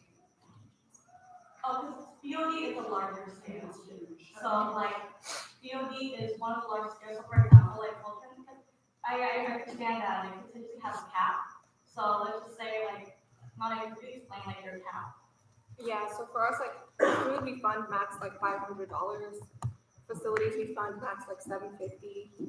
Yeah, but for BOD, there's no limit to that cost, yeah. So once they get the allocation, they can use that amount for whichever purposes of funds under the guidelines. Yeah. It's okay if like you don't know this, but I'm just wondering if like compared to like last year or the year before that, like was there an increase in the arts that applied this fall quarter? Yeah, so this year it's like one of our higher amounts that we received, and it actually has helped a lot of student organizations. So fall it wasn't as much because we didn't have enough, we didn't know how much we were going to get from surplus and everything. So we couldn't distribute it because we do have a percentage from surplus. Yeah, so which is included with the $360,000 for this school year. But yeah, so before we have that surplus amount that I didn't know that was in it, students didn't have enough for fall, so students were like stuck and paying off their expenses for fall. But when I did the allocation for winter, which was like I think 170,000-ish or over that, it was able to help almost for some organizations fully cover the costs. So it was very efficient and it was very helpful for a lot of student organizations. And one thing was like, it was really funny was that like, they would come to my office hours just to thank me and they would actually cry that they actually helped them a lot. So I just thought that being able to increase that least for spring would help a lot of student organizations because it was stuck for students who actually graduated and have to deal with the expenses afterwards. Other questions? Okay. Thank you, Christy. We appreciate it. And then we'll move on to agenda 2 office. Okay. Oh, yeah, wait. Yeah, we're doing that. Yeah. Okay. So I am requesting $4,000, just like Robert, and I have a good amount of staff that's working on, reaching out to various entities, getting quotes for the prices for things like bus transportation and various other stuff, to creating surveys for students to get info about how students interact with transportation and for outreach, posters, that kind of thing, logistics. And I'm looking here at this chart that was found on the USAC website for officer stipends and people in their cabinet stipends. And even so, if you even look here at assistant directors, it's $60 per week. stipend, and that would already be over, what was that? So what he's looking at is the employment chart for if they're formally employed through, from my understanding, right, the chart for employment for ACCLA. That's my understanding. I'm pretty It's a recommendation, it's not like a requirement. Yeah. My stipend's I'm pretty confident. The USA stacking guidelines is a max that you can pay somebody, but most people don't make the max to pay what you have in budget. Yeah, I'm pretty confident that my office staff gets paid the highest and cannot get paid that. How much does your office staff get paid? $47 Per week? directors. Anyway, so I'm gonna ask for the same amount that, Robert asked for, but if we were to, yeah. How many staff do you have? Currently 11, but I'm growing my staff right now. How many? 65. When I asked for surplus to pay my staff, I worked with all of the commissions to make sure that it was fairly, like, based. Like, I worked very closely with Inga, and I talked to Jonathan and Tara. And I asked you to encourage me, just like, what is a fair pay rate? And I pay my directors, I have 13 directors, they get paid $15 a week. And my surplus request was like 5,000. Yeah, like 6,000. 6,000, yeah. But they did pay $15. And I have over 75 people in my office. It's just the directors that get paid. Okay, also, because I'm prefacing this, just moving forward, is like, this time also is like not to make necessarily judgment calls about these, just like to ask questions, like just to be clear, like, so, just like to emphasize that this is clarifying questions, and then our judgments and determinations will be next week. So like make sure it's in the form of a question that Orion can answer. Yeah, we'll go just around the table. So actually we'll go Brandon, sorry, excuse me, say, Oh, sorry. Just wondering, is this, you mentioned you have hired 11 people and you're continuing to hire others. Is the request based on like, is your funding for projected hires? That's or right. is it for like the people you've already hired? It's for projected hires.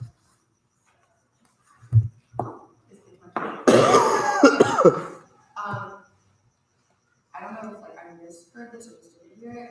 Are you paying like your entire staff or then just directors? I was gonna do it like a little bit flexibly based on how much work each person chooses to put in, and how much time they want to put into this project.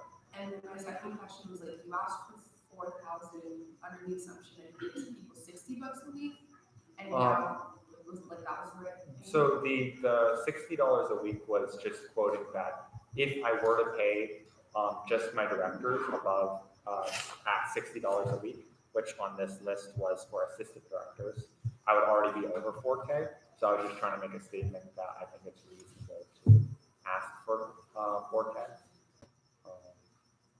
Okay, I guess like then to that, do you know how much you would, like in a ballpark you trying to pay people weekly?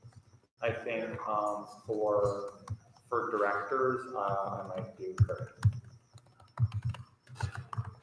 Okay, so Naomi, the no. Yeah. I guess this is a request, but do you think you can get us like some more solid numbers that we can work with in terms of like how many staff members you're paying? Kind of just how Robert did, like Robert let us know that if he was going to base it basically off of either paying 10 directors or paying 65 larger office staff members, and was able to give us like $400 that he would be paying his directors versus like $60 gift cards that he would be giving So, I don't know if it's in your capacity to provide us those numbers.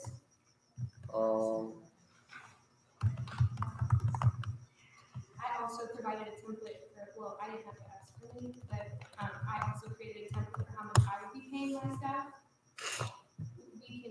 I feel like other council members would be willing to share. Okay. Yeah, okay, so Lily Tar. I think it's also important to maybe like show council the specific initiatives that each director would work on. Because like for Robert, for example, he's been working on initiatives. His office is working on it for the entire year, and like we know exactly what each director is working on and like the impact that the initiatives have had. So like that might help show that that money is earned by directors. Yeah. Lily? Yeah, I just kind of wanted to ask like a question and a half. Do you have like an office structure? Or is it like we all have directors that work on specific initiatives? The way my office is structured is based on the agile development that's commonly used in the software development industry. So it provides for more flexibility, and it's based on we assign responsibility for certain projects, and then based on and we have ranks of responsibility assignment for each project, and that way we can flexibly respond to the demands of the projects, that the way the progress of each project as it occurs. And do you have a way to hold the people you're paying accountable?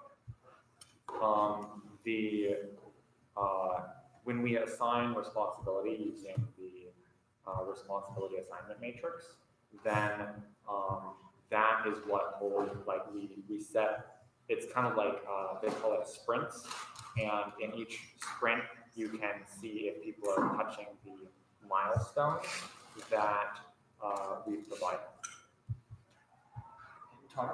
I just wanted to put in perspective because I think Jonathan and I both pay our directors probably the most out of any office. That I was going to say what Millen was saying is that like they work year round. I mean, my directors worked over the summer without pay. And the second thing is for some of my directors, this is like equivalent to a full-time job. It's non-stop, it's constantly what they're doing. So I think you have to take into perspective like what are your directors doing, like what amount of work and what amount of time they put in, because for the directors that are getting even not highly paid, it's something that they're like constantly, and it's like, I'm just like from the example of like putting on an entertainment type thing, like you're literally on your computer 24/7 coordinating with people. So I think you have to gauge on the scale like what that max is and why that max is put in place for certain types of jobs that might be more fitting for it. And that's all I'm saying.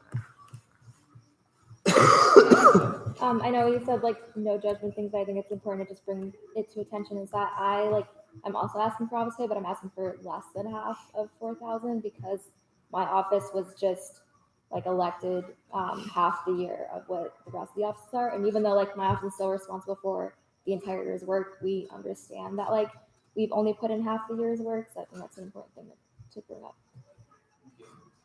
Other questions? Okay.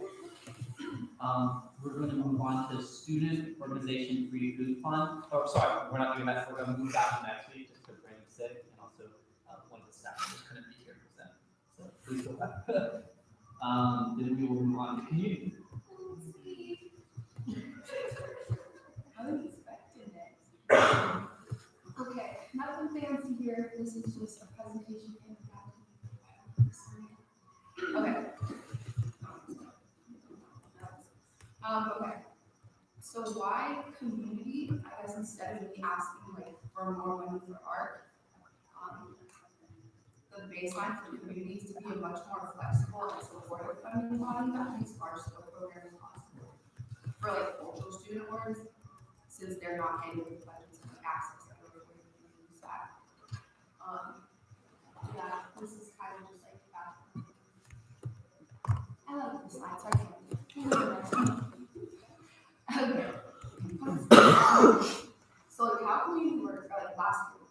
community awarded one organization $0. So sorry. $0 and 0 cents. Lots of updates. Okay, no, it's okay, it's 45K.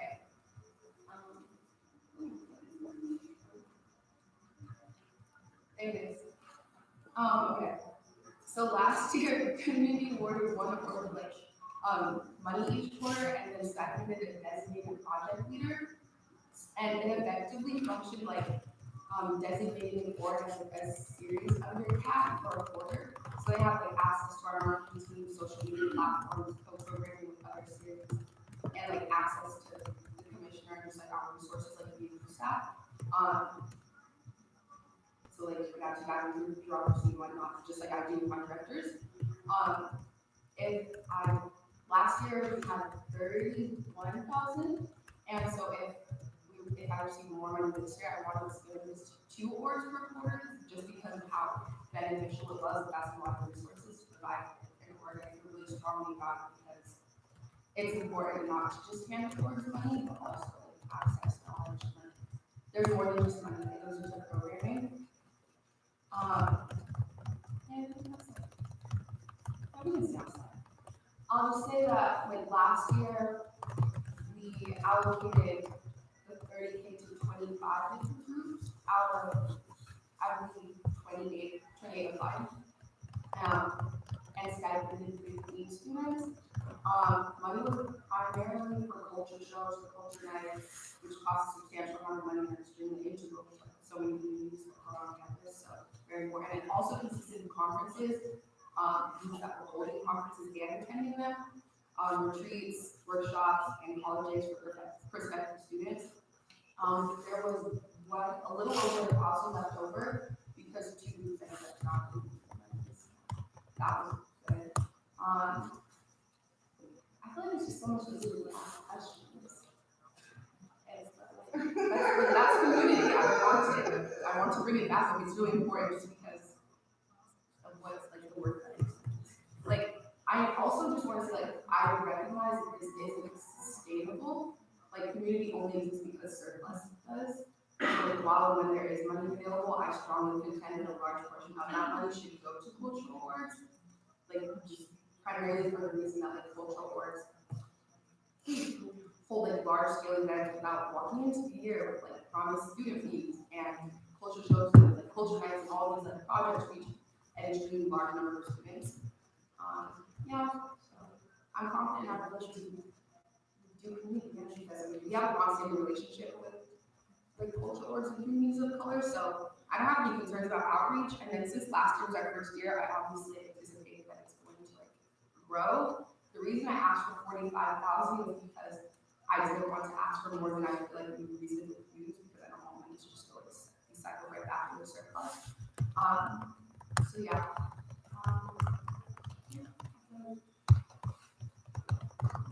We can go to the next slide. It's just what else we can find.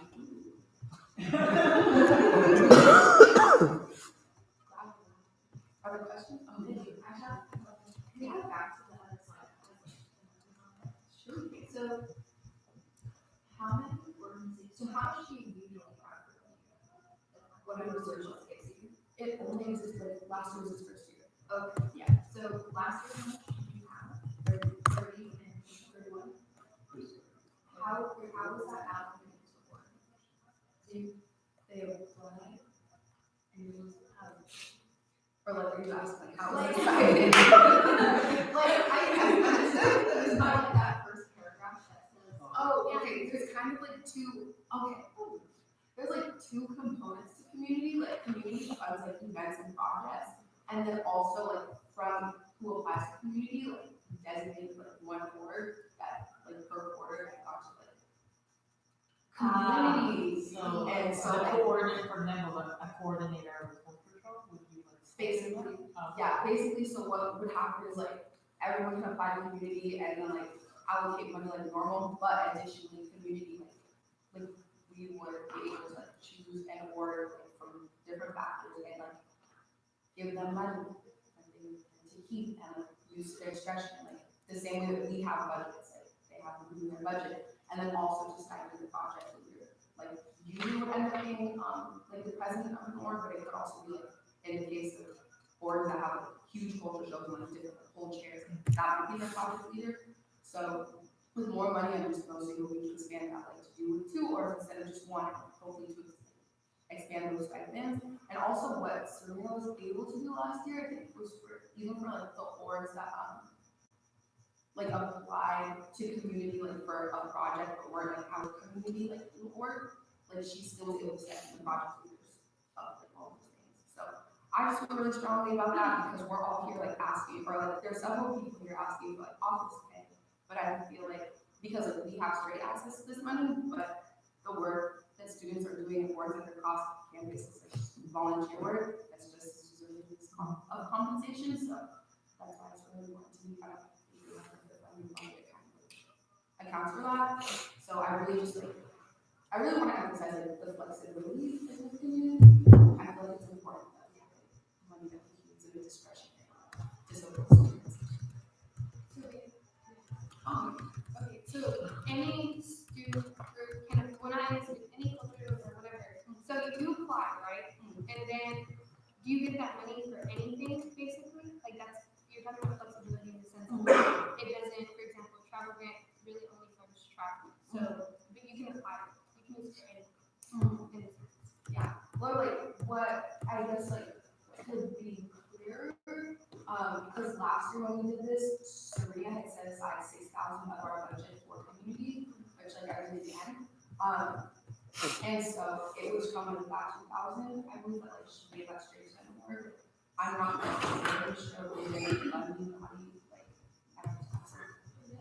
like what handing someone $2,000 looks like, which is why like it's with permission that I'd be able to do that with 2 orgs, but I would honestly probably just like let that anyway. But yeah, so that was how we did that. It's just like we can give $2,000 to somebody else because it's like we walk into the budget and say somebody else does it. Other questions?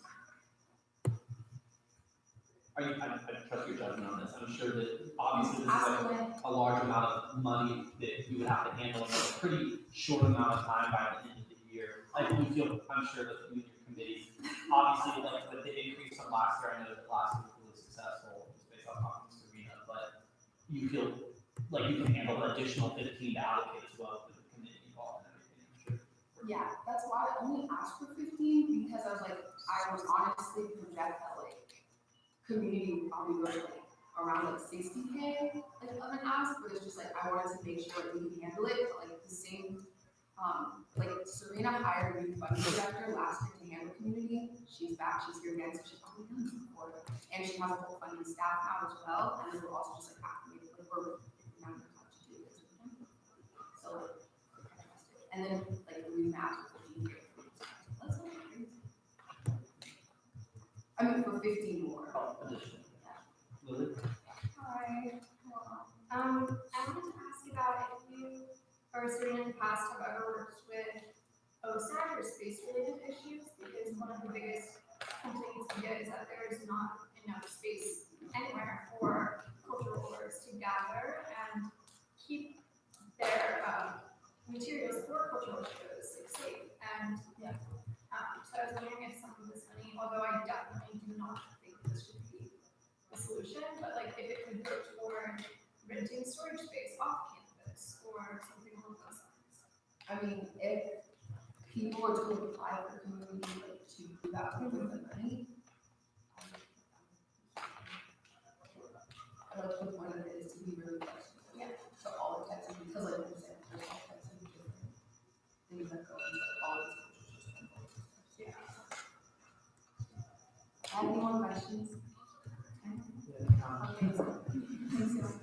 Okay, so, and then once again, no relationship to what I'm giving a number right now is with the presentations we've done so far, with facts included, just because I know your number, we're at 211,000 right now. So my estimate is wrong, we will likely reach somewhere around $300,000 by the end of next week. So once again, that's why it's important to look very conscientious of all the proposals going forward. So just to keep you all updated on the number.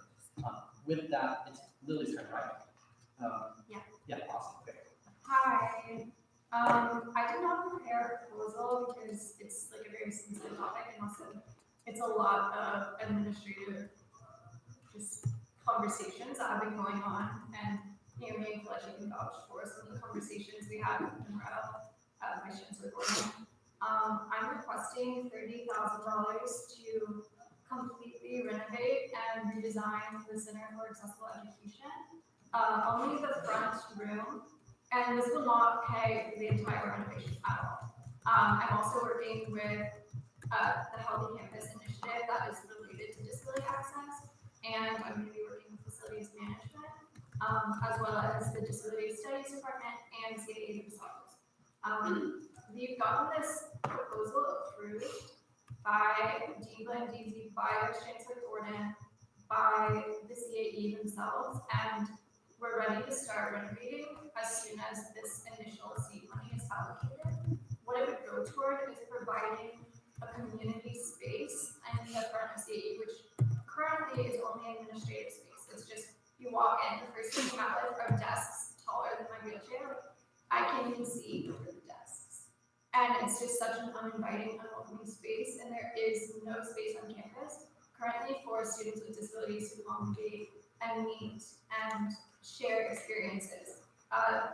Vice Chancellor Gordon shared a survey with us, stated the thing that students with disabilities yearn for the most is connection of students with disabilities. Since I started being commissioner, it like has moved in my heart how many students have come to me saying that like they never thought they would meet another person that's gone through similar shitty experiences, like getting trapped in the elevator and struggling with disability issues on our campus. So it's really important to me that we have a community space where these issues can be discussed. CAE has offered to pay for all the programming. We plan on having weekly events in the space and have gatherings. We are also going to be crediting graduate students for leading peer facilitated conversations on different types of disability, including CAPS related conversations. We'll be giving graduate students credit for that. We're also looking to credit disability studies planners for similar facilitations. And this plays into a larger role. Joanna and I have been working on establishing a UC-wide student coalition for students with disabilities. We've made connection on all the other UCs and are starting a coalition this quarter, which will be the first of its kind ever. And we will be actively advocating for more funding from the government to fix all of the broken advantages, all of the inequality that is on our campuses. So that's pretty much like the gist of it. I can talk more, but I guess I would prefer specific questions. Okay. Questions? Maybe for everybody's knowledge, what exactly would the 30,000 go towards? Yeah. In the room of renovation. So we created a committee already that's designated for redesign. We include Vice Chancellor Gordon, Dean Glenn Deasy, Naomi Fletcher, myself, Lalo, and then several, also the people that run CAE, Nikki Woods, Christopher Esquivel, and several students with varying disabilities that have expressed interest in community space. This committee will be responsible for allocating the 30,000 and the design. So we will be meeting, the committee will be meeting to select how we want to design the space, and the funding will go toward accessible furniture, meaning furniture that is like table adjustable heights and more accessible chairs that can be moved around. And we have, I can share it with you, it's like a very rough layout. But we have a guideline that my staff has been working on to we're kind of piecing out a guideline of like what accessible furniture is and how we can make this a community space, and the money would go toward purchasing some of these initial accessible furniture pieces that have been demanded by our students with disabilities. I have a question. One thing I mentioned to you earlier was about like the partnership between administration and the money that you're trying to ask for. Is there like a specific amount that you're trying to get from admin, from like all these sounds like a lot of partnerships, like funding on their end, to support this, and do you know what like that amount would look like yet? Like what's the process with that? Yeah, so it's kind of hard to like give exact numbers. I know that HCI is going to fund a significant bit, like several thousand, to kind of create the space. And CAE has also guaranteed like at least 5,000 for programming, which is incredible. We're also in talks with, I've been talking a lot with Tony from CPO, who is willing to also provide funding for access. We've also discussed using the newly purchased CAE accessible van to provide transportation from these workshops to the Hill, to where students with disabilities are living. Bringing them out from their home where they're kind of like stuck and bringing them into the community. And as far as like from Vice Chancellor Borden, that's currently up in the air. I know Dean Lindsay is really pushing for like a big significant lot of money, but it's hard to say the exact amount. This would just be to get this center off and running. Based on an estimate, Nikki and Chris were given 2 years ago when they tried to renovate the space. They were given an estimate of about $30,000 to $35,000 to renovate the space, just bare minimum renovations. But they were not approved for funding by the Vice Chancellor. Just like added context, the CAE also does, from my understanding, does not receive any funding from SBAC, because there's no like super or anything else, so just like something else. But the program is starting. Yeah, and the reason I don't want this to be a club on campus is because I don't think we should introduce hierarchy or bureaucracy into a community, especially one as sensitive as students with disabilities. And I think it's very important that we keep it in Berkeley Law since we already have that space allocated and resources will be available. The counselors are there on site to help and provide accommodations. It makes sense to do this institutionally rather than like creating a club, like a soul board. Maybe if you try and use specific numbers instead of something that can be from one meeting. Yeah. That's something I can look into as well. Other questions? For Lily? Okay, if there's no further questions, thank you, Lily. And we will move on to CS mini card. So you can go ahead and talk.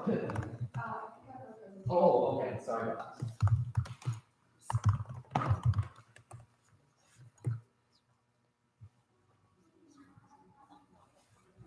So for those who don't know me, I'm Angela. And I'm here to request approximately $74,000 for the CSB fund for our winter and spring. So for those of you who don't know, CSB funds and direct community service initiatives by student groups. So we focus only on direct community service by any registered student group. So mostly these funds go to transportation, to supplies, facilities, food, etc. And it's strictly limited to community service. We are affiliated with CSC and CPO, but I just wanted to let you know that our budget is separate from the CSC and CPO budgets. So according to our guidelines, community service projects contribute to the elimination of poverty and social problems, provide direct services to disadvantaged groups. It's including outreach programs designed to educate disability student volunteers and to expose students in underrepresented communities to UCLA opportunities otherwise inaccessible. And in the fall 2019, which was our most recent cycle, we were able to fund 33 community service projects. And this is not the most of the projects. In the past, we have funded more projects that are in UCLA. So some examples, we have Project program, Journey Community Health Outreach, Special Olympics at UCLA. And so this is an ongoing relationship that we have with a lot of groups on campus. They come consistently to CS Mini every year, every quarter to get essential funding for their activities. And this is also for very essential activities that we have. So for example, transportation for volunteers to site, which otherwise wouldn't occur without CSB funding. So our issue, like a lot of funds on campus, is that we are chronically underfunded. So this is just an overview of our data for the last 2 academic years of what we were requested and what was allocated. So as you see, we've only been able to allocate around, I would say, 43% of what was requested for the past 2 academic years, which is quite disappointing, given that we are an essential funding source for a lot of community service groups after CAC annual, which they get funding for as well. Next page, please. Yeah, so being underfunded forces us to prioritize established projects with track records over new projects that have less outreach. But ideally, of course, we really want to support both established and new projects. We want to give new projects the resources they need to take off. And another result is that many projects have been forced to cut site visits or forego a lot of plans because of lack of funding from the state. So I've collected some feedback from groups on how the underfunding has affected them. So from leadership education down to great development, they say that because they were not able to get full funding, they've had to make some tough decisions and some decide on the days where drivers couldn't be here. Students organized with Syria say that the funds they used are used to reimburse student drivers. And although the funding source is helping them significantly, they still struggle to reimburse them even when they're not allocated. And for project literacy, they say that we don't receive full allocations from CSE for the next quarter. They have their basic choice of deciding whether or not to continue providing transportation, food, or parents' tickets for activities that they have with their students. So the families we serve, some of the less fortunate socioeconomic backgrounds, and the prospect of having any service is not great. So the surplus funds that I'm requesting for will help to supplement our remaining budget of $55,500 for winter and spring fund. So that's how much we have left after allocating for fall 2019. And based on the past few years of funding requests for winter and spring, we expect around $162,000 to be requested for CSB. And so, with a rough calculation, we will need around 74,000 more to allocate at least 80% of what is requested. So this isn't a full amount, and I understand that a lot of other funds are going through this issue as well. So for around 80% of what is requested, we will need $74,000.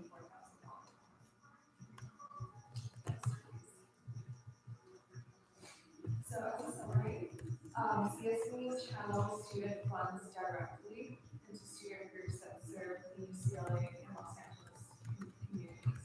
But unfortunately, we have been chronically underfunded.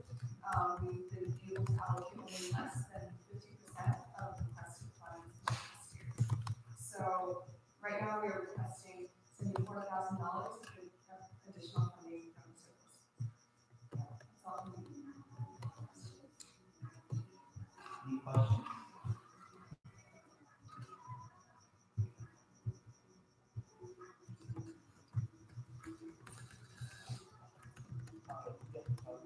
I'm pretty sure it's on the charts where it showed like the different like requests of that. I saw the total request amount for this fall quarter was the previous 2 fall quarters. So I was just wondering want to know why that happened, and you want to make that like continue for the rest of the year.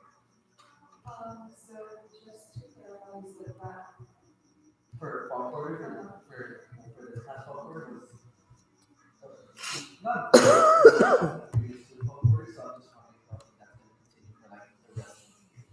Like if you see it just decreasing in general. right. I think that the amount really fluctuates based on how active groups are, because you know that some groups may be more active than years. When you have leadership coming over that, who need more prepared for revenue, you might have just fluctuations throughout the years. So I don't think there's a trend going on this way. So, but what is a trend is that we've not been able to fund for the past 20 years. I'm sorry, I'll put my own also that this year, CAC annual committee, which is the largest service company body on campus, their allocations were made by the communities this year, and their application for fall was really towards the beginning of quarter, it was due, it's like 3 4. So in delaying that application back, there's a decent chance that groups didn't know what they would need to apply for, so they didn't receive Yeah, Carl. Do you guys have the breakdowns of, because like the sum of money versus how much we have in surplus is obviously like a large percentage of what is in surplus.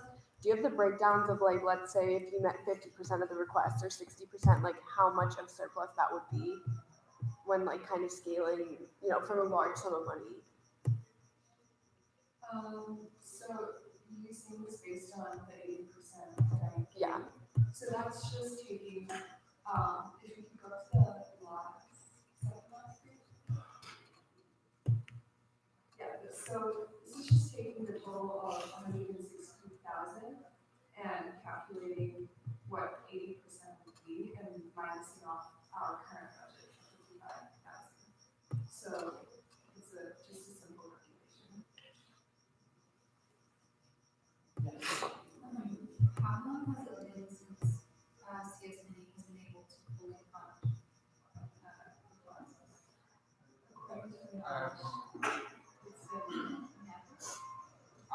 I've never seen it.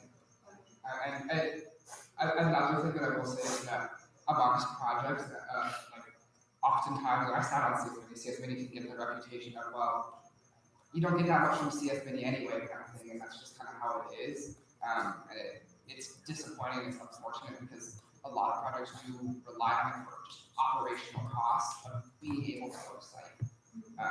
So they get, they think that they can, but I've never found it to be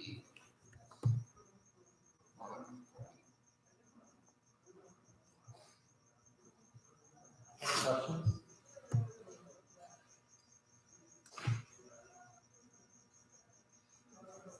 Okay, thank you for the great presentation. Okay, we're gonna move into FSC office tech, so we're gonna do each. Oh, sorry, actually, Sean, I know you've been wanting to say something, so.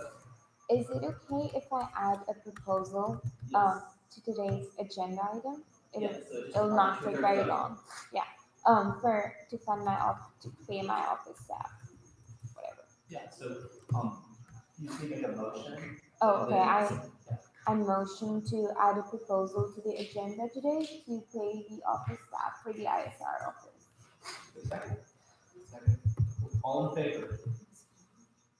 1, 2, 3, 4, 5, 6, 7, 8, 9, 10, 11. I'm assuming you're abstaining? Yeah. Okay, by motion of 11 to 0 to 1, the motion passes and the ISR office is added to the agenda. There was something else I was going to say about okay. Just so everybody knows, we're now at $284,000.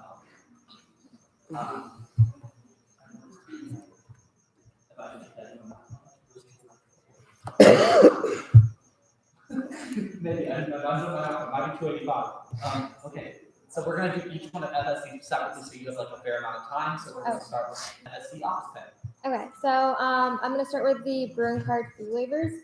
So as you all know, FSC has worked really hard these past few weeks since we've been elected with the Brewing Card Center. So one of our platforms is to attempt to lower costs of replacing a Bruin card. We've sent out a Bruin card survey that now has over 550 responses from students, and 98.2% of them said that they'd be willing to pay $10 or less for a replacement Bruin card. 63% said they lose their Bruin card 2 or more times a quarter, and 94% rated their Bruin card a 4 or 5 in terms of how important it is to their daily life. And so we have an ongoing relationship with the Bruin Card Center, but it is hard to get them to lower these costs because the fees that the payment of the replacement Bruin card goes directly into the student workers payment for those that run the center. And so something that we've gotten approved by the Bruin Card Center is a fee waiver program. And so I'm asking from surplus for $3,750 for a fee waiver program. So the fee waiver program will grant 250 waiver fees to students, and the fee waiver will be $15 off of the replacement card fee. The replacement card fee is currently $25, so this would be reduced to $10 per replacement card. Students will be able to apply for this fee waiver program through Google Form, and we figure out logistics with the Bruin Card Center, where the center would run the program directly through them, and they'd be distributed throughout the week. Okay, questions? Yeah. Did you say it would be ran through the Yeah, so it would be like an FSC Bruin Card Center like combined program, so that way they don't have to go to 2 separate like offices to get the waiver. So we would give them the names of the students that are approved to get the waiver, and then all the student has to do is go to the center itself and then give their name. So your office is still technically like deciding who gets it. Yeah. So we're like completely deciding who gets it, and we just give a list twice a week to the Bruin Card Center. Yeah. Other questions?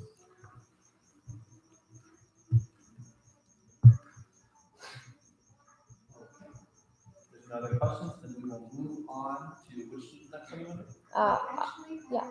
Is this going to be like an ongoing thing? Yeah, so we have like the logistics figured out, but basically the Google form will be open like continuously, and then FSC will get the names of like, we want to make sure that since Bruin cards are like a necessity and an urgency, we will give like the list to the Bruin Card Center every Tuesday morning and Friday morning, and then the students will have like 1 week to fulfill that waiver, and it'll be continuous until the waivers are finished.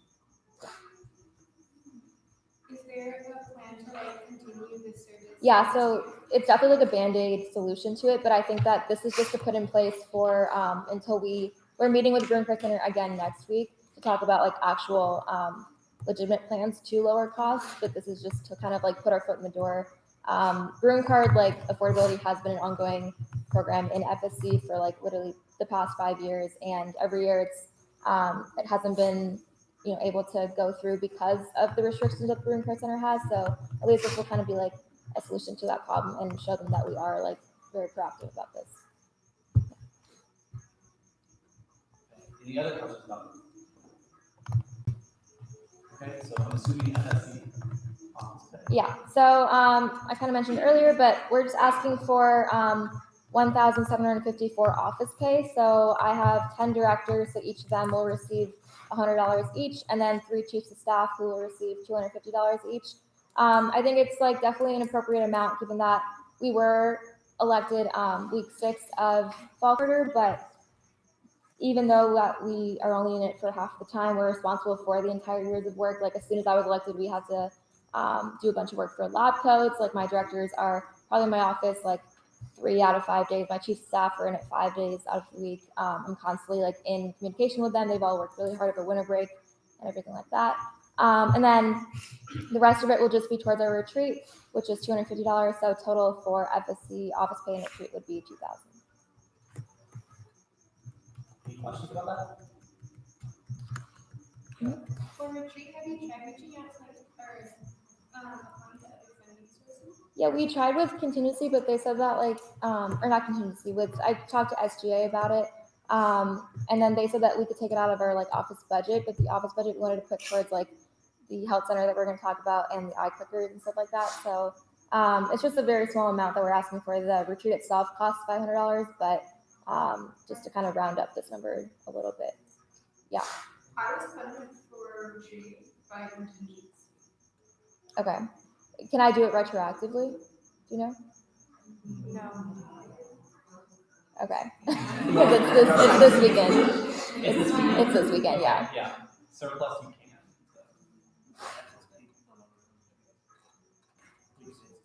Surplus. You're good, you're good. Cool, any other questions about that? Okay, anything from the next one? Okay, this one is the presentation that I emailed.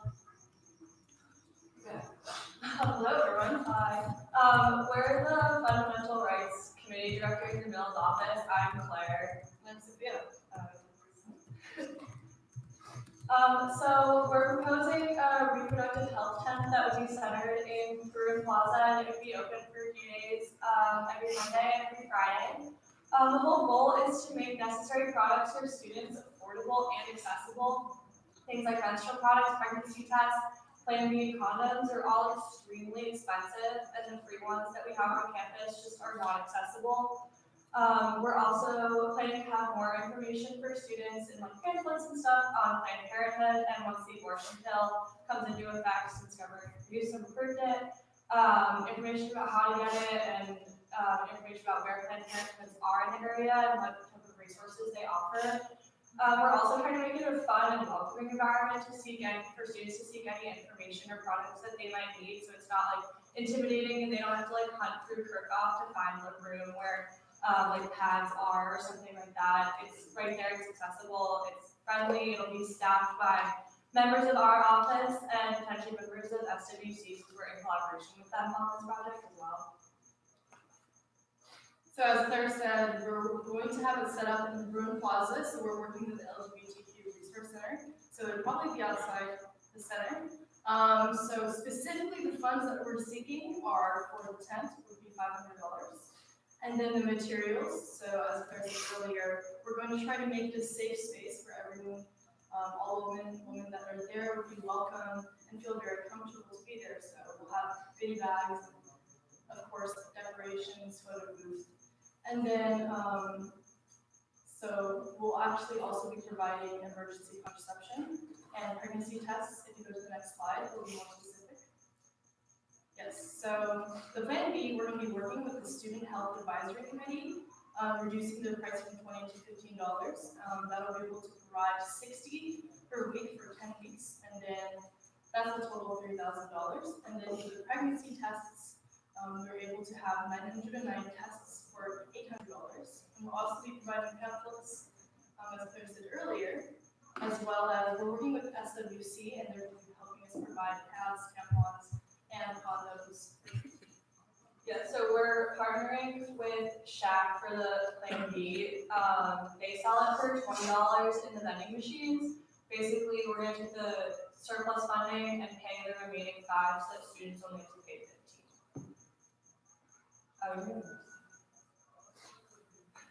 So we're very grateful for SWC's collaboration and the fact that they're willing to provide funding for the tent for menstrual products and condoms, and we're super excited that it brings together multiple offices, and we're definitely open to collaborating with anybody else and anybody's staff members who would like to be involved in the project.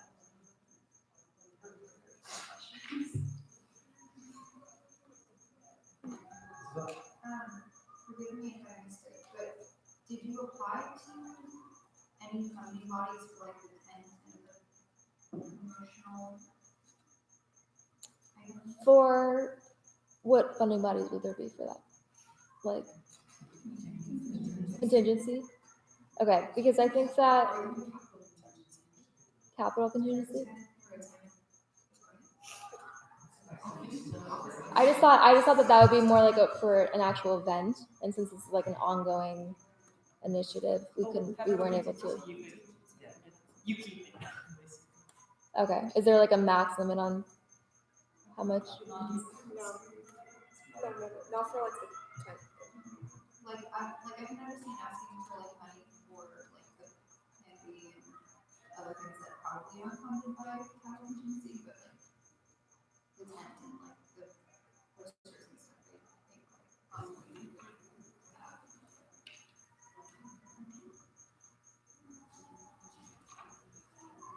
Other questions?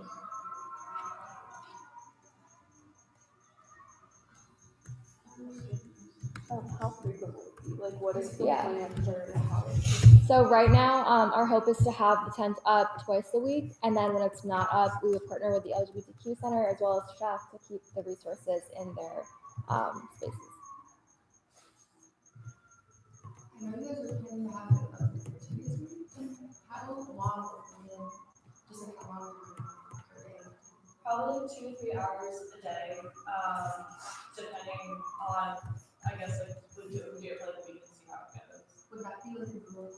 Yeah, so we're working with the LGBTQ Center to be a set to kind of put it like adjacent to their door, which is on the bottom level of staff, which is kind of like right off of Room Plaza, so it's not right in the middle, but it's there and it's visible.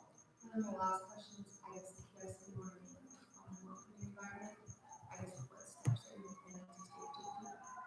Yeah, it's completely like student run, so it'll be run by members of our committee and as well as other staff members within our office, which just creates I believe, more welcoming environment than if it were to be run by adults from different offices on campus, as well as like the fact that we have like information and like Sophia was saying, like posters and stuff like that, that just makes it like more visible, like more appealing, instead of like some map where you think they're not. 2 questions actually. So if it's in Broome Plaza, are you going to be booking that through ASUC? We know that we also have to register with the fire marshal. Yeah. So we're only allowed to book Broome Plaza twice a quarter. Well, because it would be like near the LGBTQ Center, so it wouldn't be like actual Broome Plaza, it would be like the stage or by the Broome Bear. So I talked to like our sole advisor, and then they said that it wouldn't be like booking Broome Plaza itself, but it would be like reserving that space for those 2 days. Okay. And my follow-up question is like connected to the LGBTQ Center, and also like with Pledgy's question of the fun and welcoming environment. What steps do you plan on taking to include non-cis women, non-cisgender females? So since we're working so closely, and I'm working in the LGBTQ Resource Center, we're working closely with that center and having people from that center also come in if they want to volunteer over there as well. I would make a suggestion that, especially since this is student run, like with QA, like those spaces, Black is like really good as a space that works with an active student union, and other MOs that like have like those queer like intersectional organizations are definitely spaces that I would reach out to as well. Yeah, we're definitely open to like any collaboration with any student organization that's interested in partnering with us. Yeah, and Are you suggesting that you like reach out to them? Yeah. If they're not necessarily. No, yeah, we can do that. Yeah, We want to hear your suggestions about who we should work with. we have like an ongoing list of organizations that we're collaborating with, and we want to like expand that this quarter as well. And I think the whole purpose of this, like besides offering reproductive like affordability and accessibility, is to like create that collaborative space. So definitely like that's the main purpose of this tent, is to like, we have like that entire section of the tent that's dedicated towards like flyers and pamphlets that are from orgs from across campus. I guess, do you guys have anything in mind specifically how to make sure that this isn't a Texas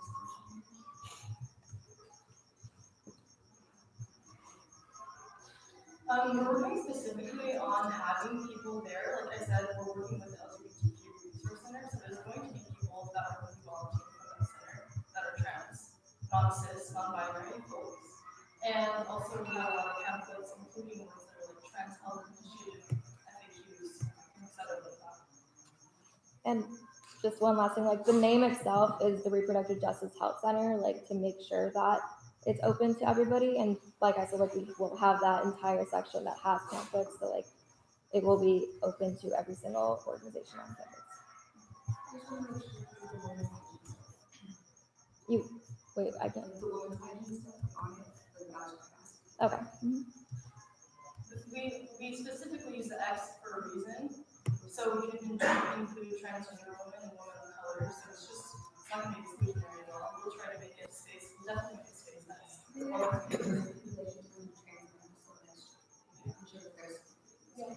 The previous slides do say, and the slide does say menstrual products, so we can change it on the exact spreadsheet that we have there.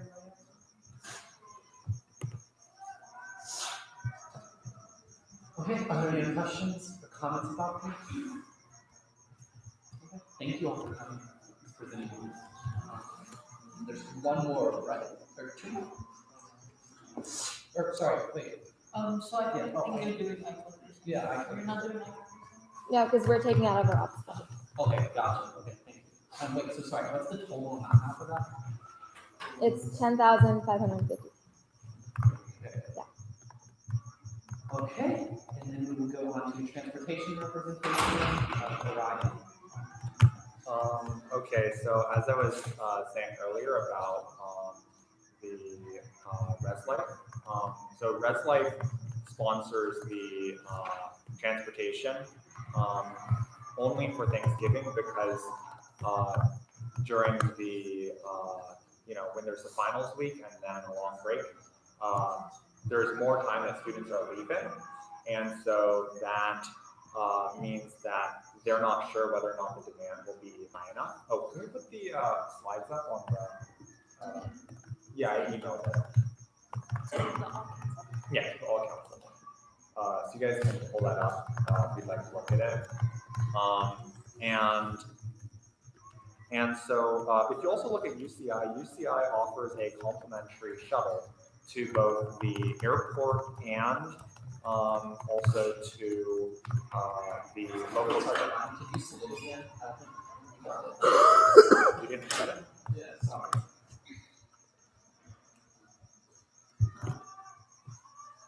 To ASU CLA.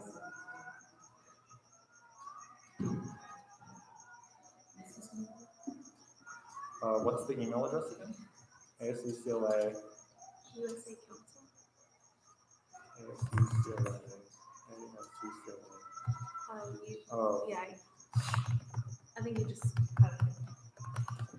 Like ASU CLA. USA USA. Council.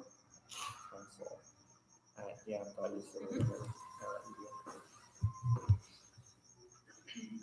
Let's try that again.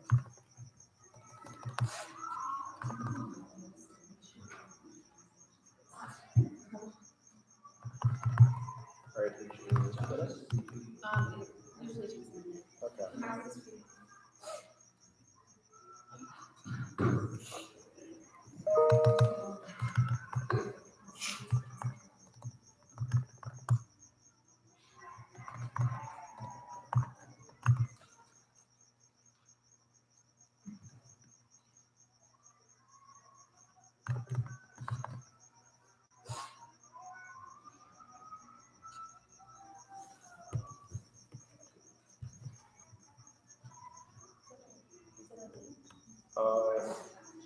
It was attached. I'll try again.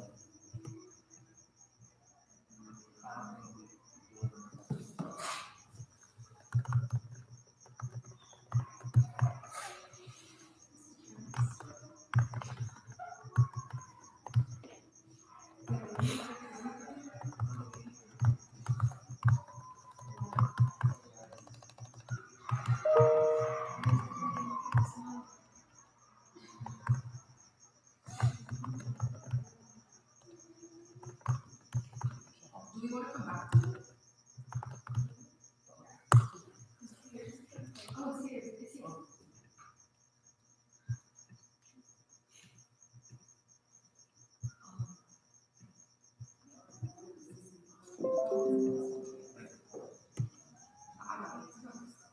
All right, so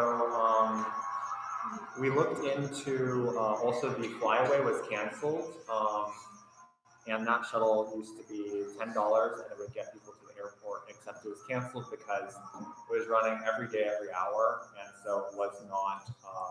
I'll explain the graphic in a moment. So anyway, we looked into the issue here is that when we talked with Res Life, it's an issue of financial risk. There's also the logistics of getting it through, but first I'm going to address the financial side of things. So if you look at the diagram here, the cost, so we got quotes from various different entities for the price to get students to based on the number of, so we put everything on the same chart, so that way you can see what the cost per student is based on the number of riders. Based on how many people were riding the LAX flyaway bus, which was primarily students, based on the analysis of their PowerPoints, that would be around 600 students per day. So on the bottom axis is the number of students per day.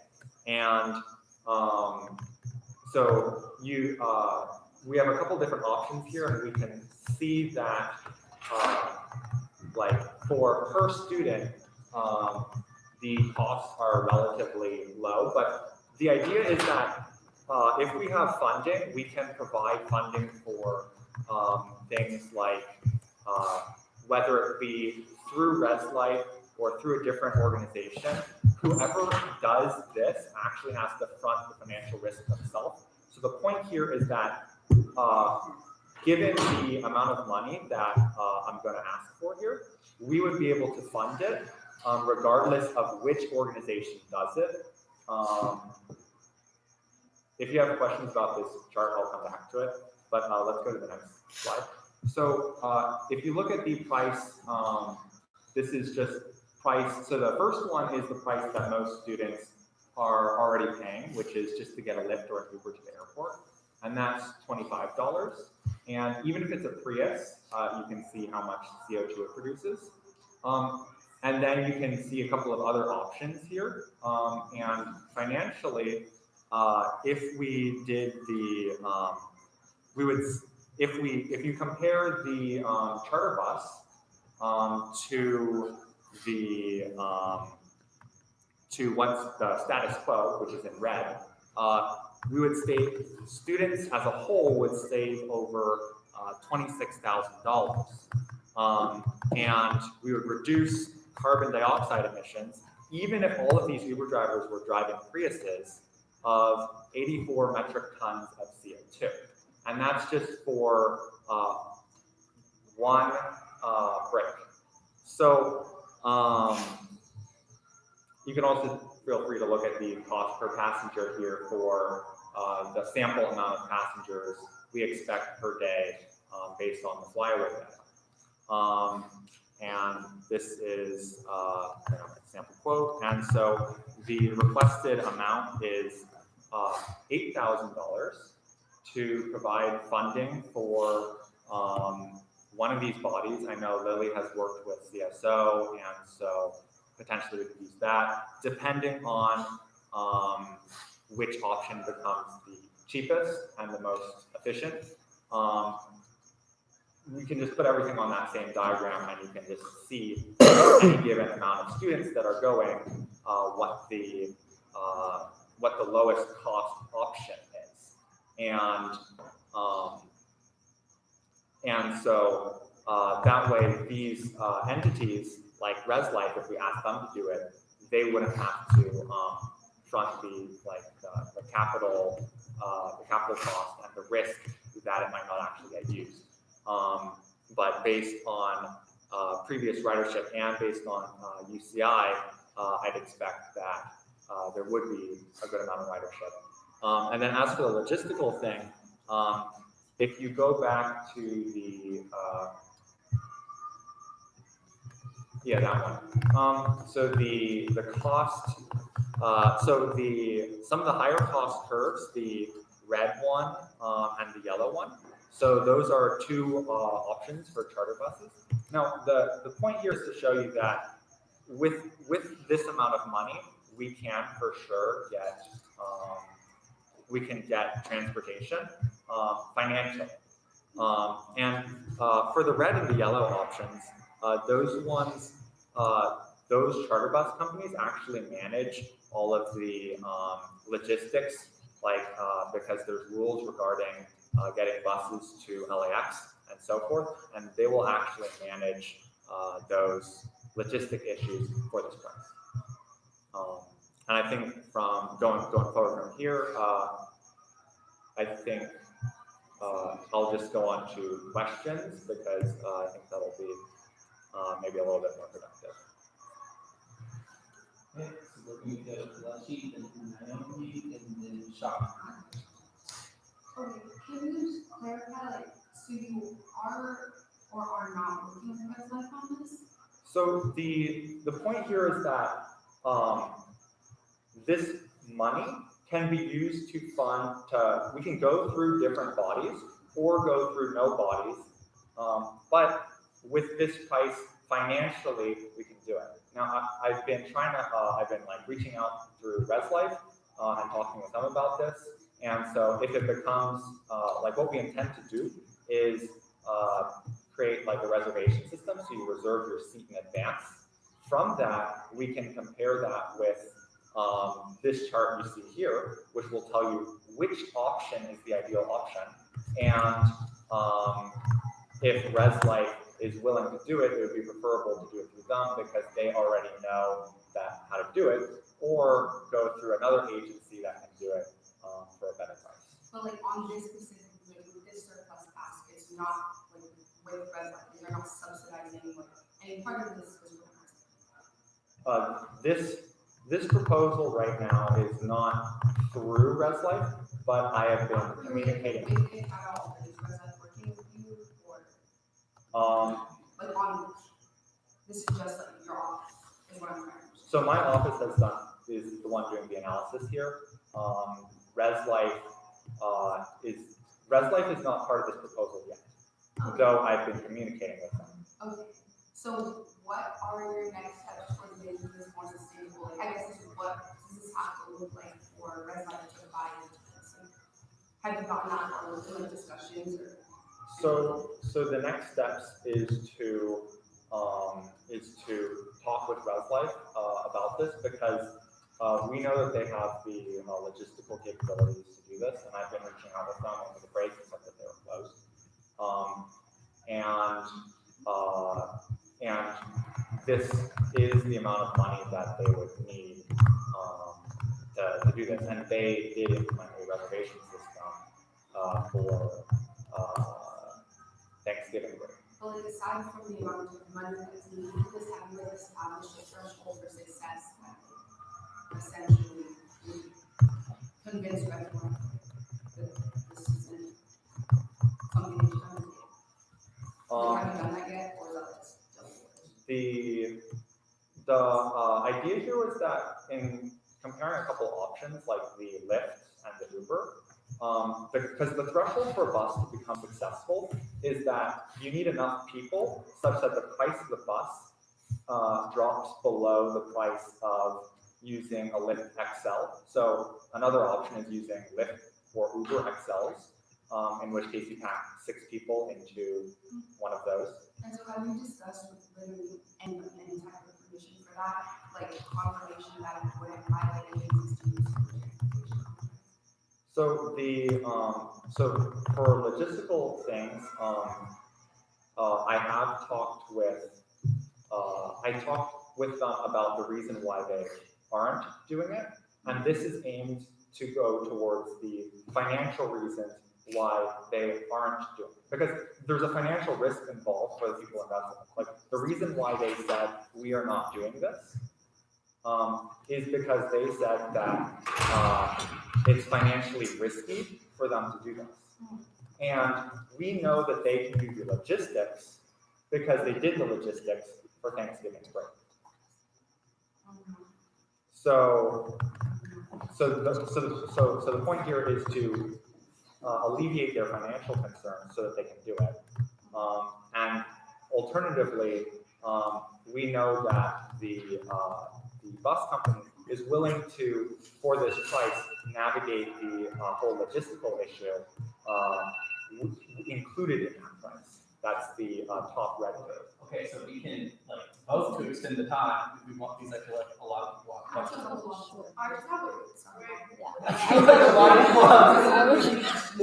Okay, I motion to extend Orion's questioning time for 5 minutes. A second.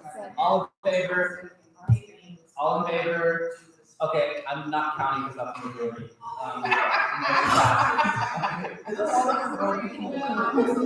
So we're just going around the table. We will end it at 5 minutes, so please go quick with your questions. Time is Go up. around. I just wait. You I wanted to ask one, which company was licensed to do this during Thanksgiving? And where was the pickup? So for Thanksgiving, it was at a couple there's like a couple of points on the hill. I think one was in front of Strahl, one was, I don't remember if it was Deneb or Hedrick, might have been both actually. That was run through ResLife. Which shuttle service they used, I am not yet sure because the person that did the direct booking wasn't available to me yet. But these were not chartered buses, correct? They were shuttles? They may have been because they were not through the Transportation Authority. The point of the looking at the charter buses is that if it's a UCLA bus, it cannot cost more than the chartered buses. And also I know that my floor, for instance, booked charter buses to go to the beach, and there's an approval process for that they went through, and we could go through a similar process. Have you talked at all with UCLA Transportation about the zoning guidelines of having a charter bus? I have not yet talked with Transportation. They were not yet available. Okay, I was gonna ask two questions, but I'll just ask one. Do you think it's wise to ask for $8,000, given that there really isn't like a solid plan for this going forward? I'm asking because in comparison to like every other surplus proposal, there seems to be like a clear mechanism or way of distributing or even way of using the money. And even if let's say we say yes, and you go to UCLA Housing and they say that this is not possible in any lifetime, what would we then do with the $8,000? Do you think it's wise to ask, even though you haven't cleared it with anyone else? So the charter bus company is willing to do the logistics, in terms of because actually they originally gave us the green. I think I'm asking about UCLA entities. I did the whole charter bus thing, but what about any other UCLA entity other than the general office? So Housing, transportation. So the thing is that this is one of, so there's a couple things to note here. One is that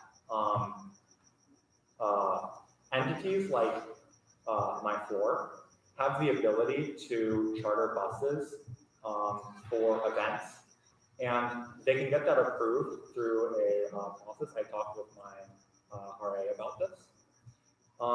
Now, alternatively, then there is housing, and if the reason why housing is not doing it is the reason why they said they should go forward with it. And the next thing is that the charter bus company will be willing to talk with work out the legality issues with the appropriate entities themselves is included with that price. Are you even sure that the only reason housing isn't doing it is because of financial risk, or is that an assumption? That is what I was told by Josh. Okay, next council member. Oh, Isabel, yeah. Or no, not Isabel, Shahan, I'm sorry. Okay. Just considering how many UCLA students actually use Uber and Lyft, and that your chart itself showed that was $7 or $8. On what assumption, what is convincing you that students are actually going to use the chartered bus? So the way how this would work is that we would first, it's not necessarily that we would have to make students use the charter bus. Now, I know that the Flyaway bus, when it was active, during the normal season, was only on average 3-person, three people, that was their average ridership. And then the ridership quoted for times of UCLA move-outs was about 600. And so that to me tells me that it was 600 UCLA students that were riding it, minus a couple students that were, or a couple people that were not from UCLA. And so that indicates to me that the ridership would be around 600 people per day, which would go put it over there in the bus category where the buses win out over these various entities. And also, one of the things is that when students are going to LAX, you will see on social media, people will be posting, do people want to share a Lyft with me? And the prices quoted there for the purple and the blue for the Uber and Lyft, those aren't just normal Uber and Lyft. That is reduced in terms of cost because we are getting the large Lyft XL and Uber XL to hold more people. And the way how it would work is people would in advance sign up for the a seat, like an hourly reservation system, and then beforehand, the company that gave us this quote, the red quote, said that we could book 1 week in advance. So 1 week in advance, we choose: do we do a Lyft voucher code, or do we do a bus? And so like you're basically basing on the flyaway 600. so yeah, the 600 is based on the That's flyer. my question. Thank you. Moving on. Okay. So, if there's no further questions, we're going to move on to the next proposals. So, Shama, your proposal for like office pay is next. Hi, hello, happy new year, everybody. Okay, so just to explain my office a little bit. So I have 3 chief of staff. And my office is like logistic programming and advocacy, and every chief of staff like looks over that, and then they have directors. So it's 10, 8, and 10 directors. I am asking for $900 for the directors. For like for the chief of staff, just the 3 chief of staff. So that would be $2,700, and then I have 25 other staff members, and I'd like to give them a $50 gift card, and that would be $1,250. So the total would be $3,950. I just want to like emphasize some work that they have done, so that I'm just not giving them money.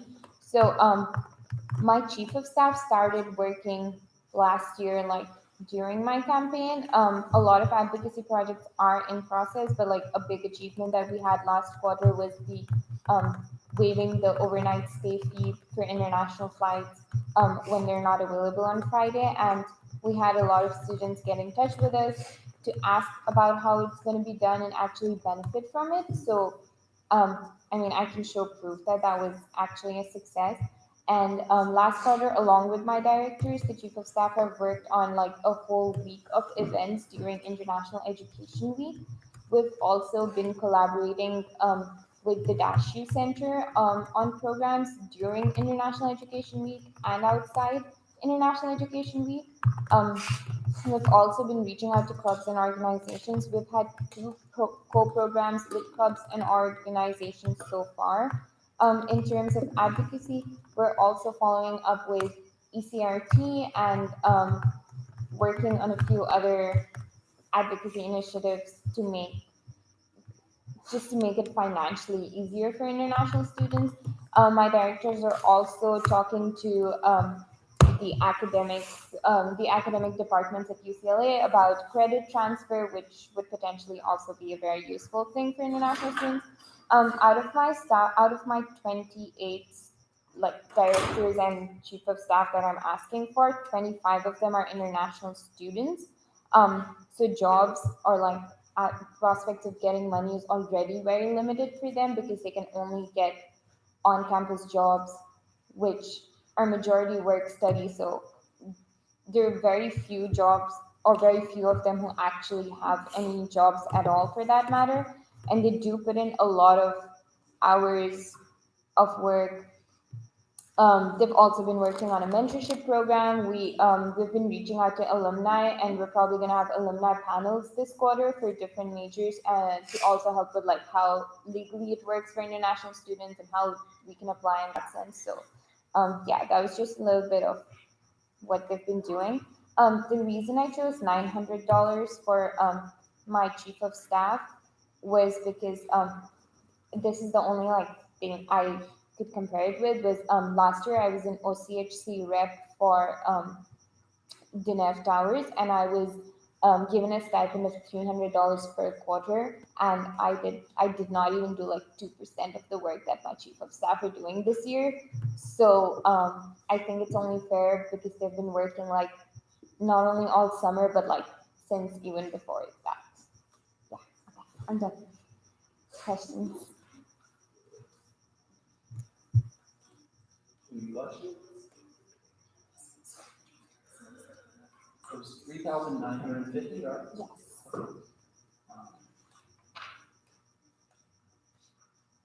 Okay, thank you, Shauna. Thank you. Okay, so that ends our surplus proposals for today. I'm assuming we'll have a few more next week. Just so everybody knows, we are right around $300,000 right now, and we have 129 to allocate, which means next week will be a time of decisions. That means that half of the money that's been requested has to be cut, over half. So please, like, think very critically before we attend next council meeting. Next council meeting will be a long meeting deliberating this. As long as everybody comes in with like an open mindset and like an understanding that it's very likely many of these programs are going to be cut. Not entirely, but like partially funded. Just keep that in mind. That's not an endorsement of the program. Other than that, are there any like final comments before we adjourn for the meeting? There is no motion, but we can adjourn. I adjourn this meeting at 10:12 p.m.